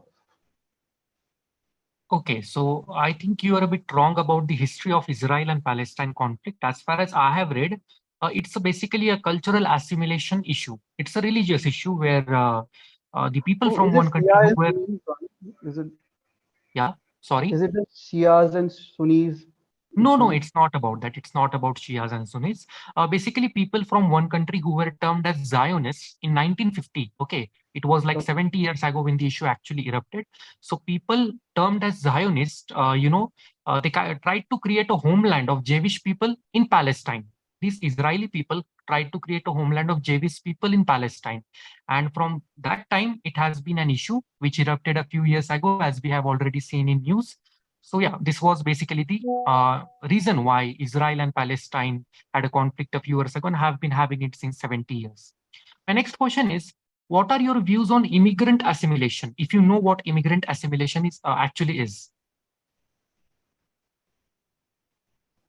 Like people coming from other countries and making them convert to our dominant culture.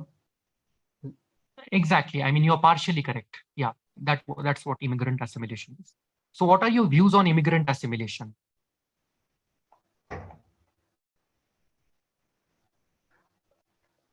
I guess for a country to run, there are always rules and regulations which are needed. And people who are willing to come to a country, like from their own will, to a place where they are not culturally belonging. And I guess it's kind of politically right to follow their culture. Like people from Islamic country may move to UK, USA.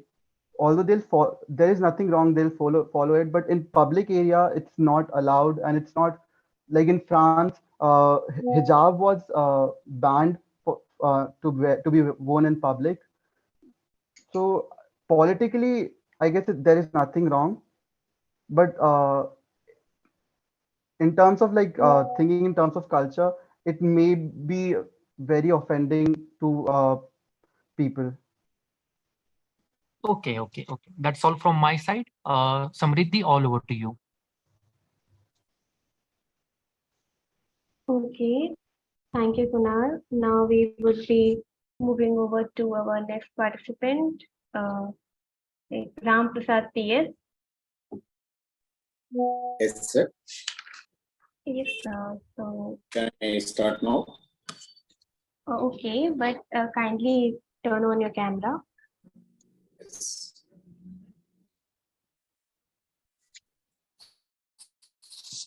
Thank you, sir. You may proceed now. Yes, actually, culture started as the like earlier that a group of elders asked.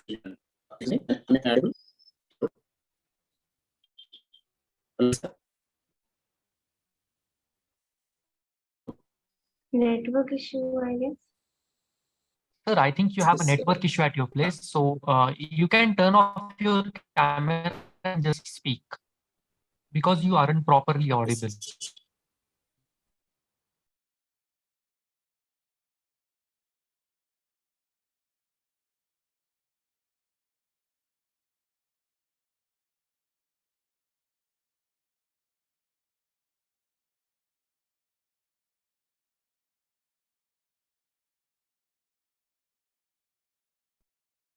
I guess he's not present in the meeting due to the network issue.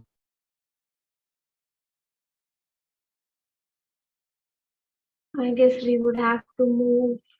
Yeah, we can then proceed ahead. If Ram Prasad sir arrives later on, we can add him again. Okay, as we are running short on time. So over to you, Ayush. Round 6. Yeah. So we are proceeding to round 6 of this extempore competition. The participants of round 6, as you can see in the presentation, are Arpita Yadav, Karthik Vijay Kumar, and Boga Maulika. These are the 3 participants of round 6, and the topic for round 6 is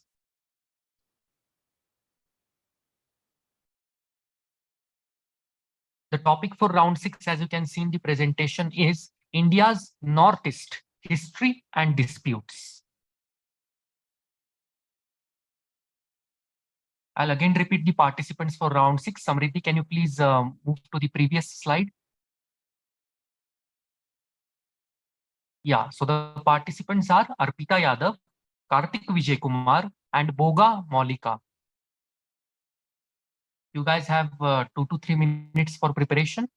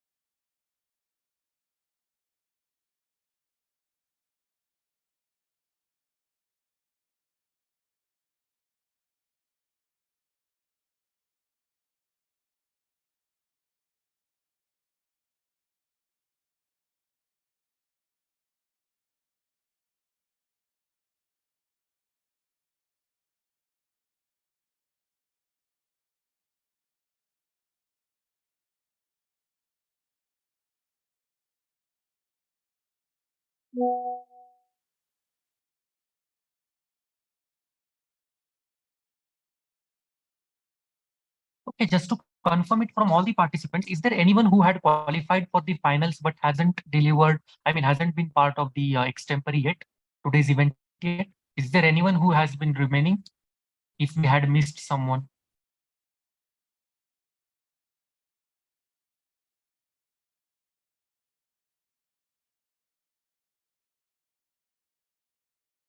Okay, everyone have been covered, no issues.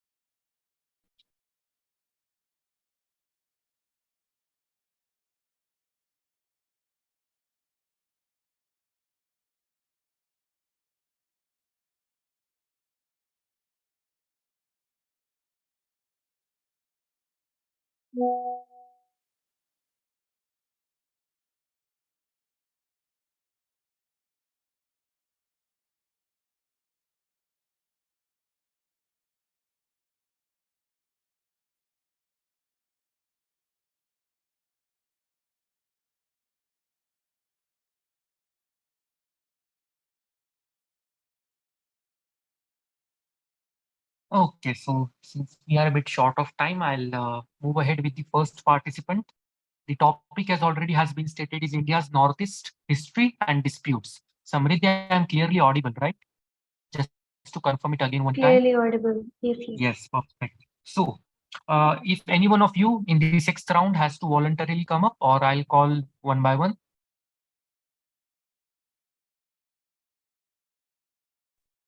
Hello, Yes, Boga. Maulika, sorry, am Maulika. I audible and I'm visible? Yes, you're audible and you're visible. Okay. Today I'm going to speak on the topic India's Northeastern History and Dispute. India's Northeastern region is diverse and historically significant part of the country, but also experience various disputes and conflicts over the years. Um, Coming to one of it, it is a partition created by the new states during the independence of 1947. The northeastern region witnessed several challenges. The partition of British India led to the creation of East Pakistan, now Bangladesh, separated by Bengali speaking areas from Assam.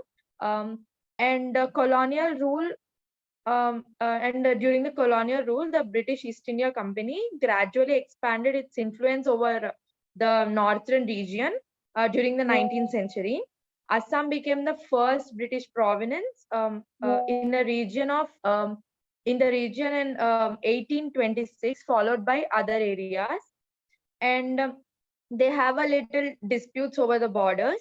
After India's independence, like several border disputes emerged between India and the neighboring countries over territories of northeastern region. Issues with China, we have Arunachal Pradesh issues with China, and Bangladesh. We have a coach of Bihar, and some other disputes are geographical and ethnical disputes. The northeastern region of India is located between the eastern borders of Bhutan and Bangladesh, and is connected with the rest of India through a narrow corridor called the Chicken's Neck. It is characterized by its ethnic and cultural diversity with numerous distinct indigenous communities and languages. And thank you.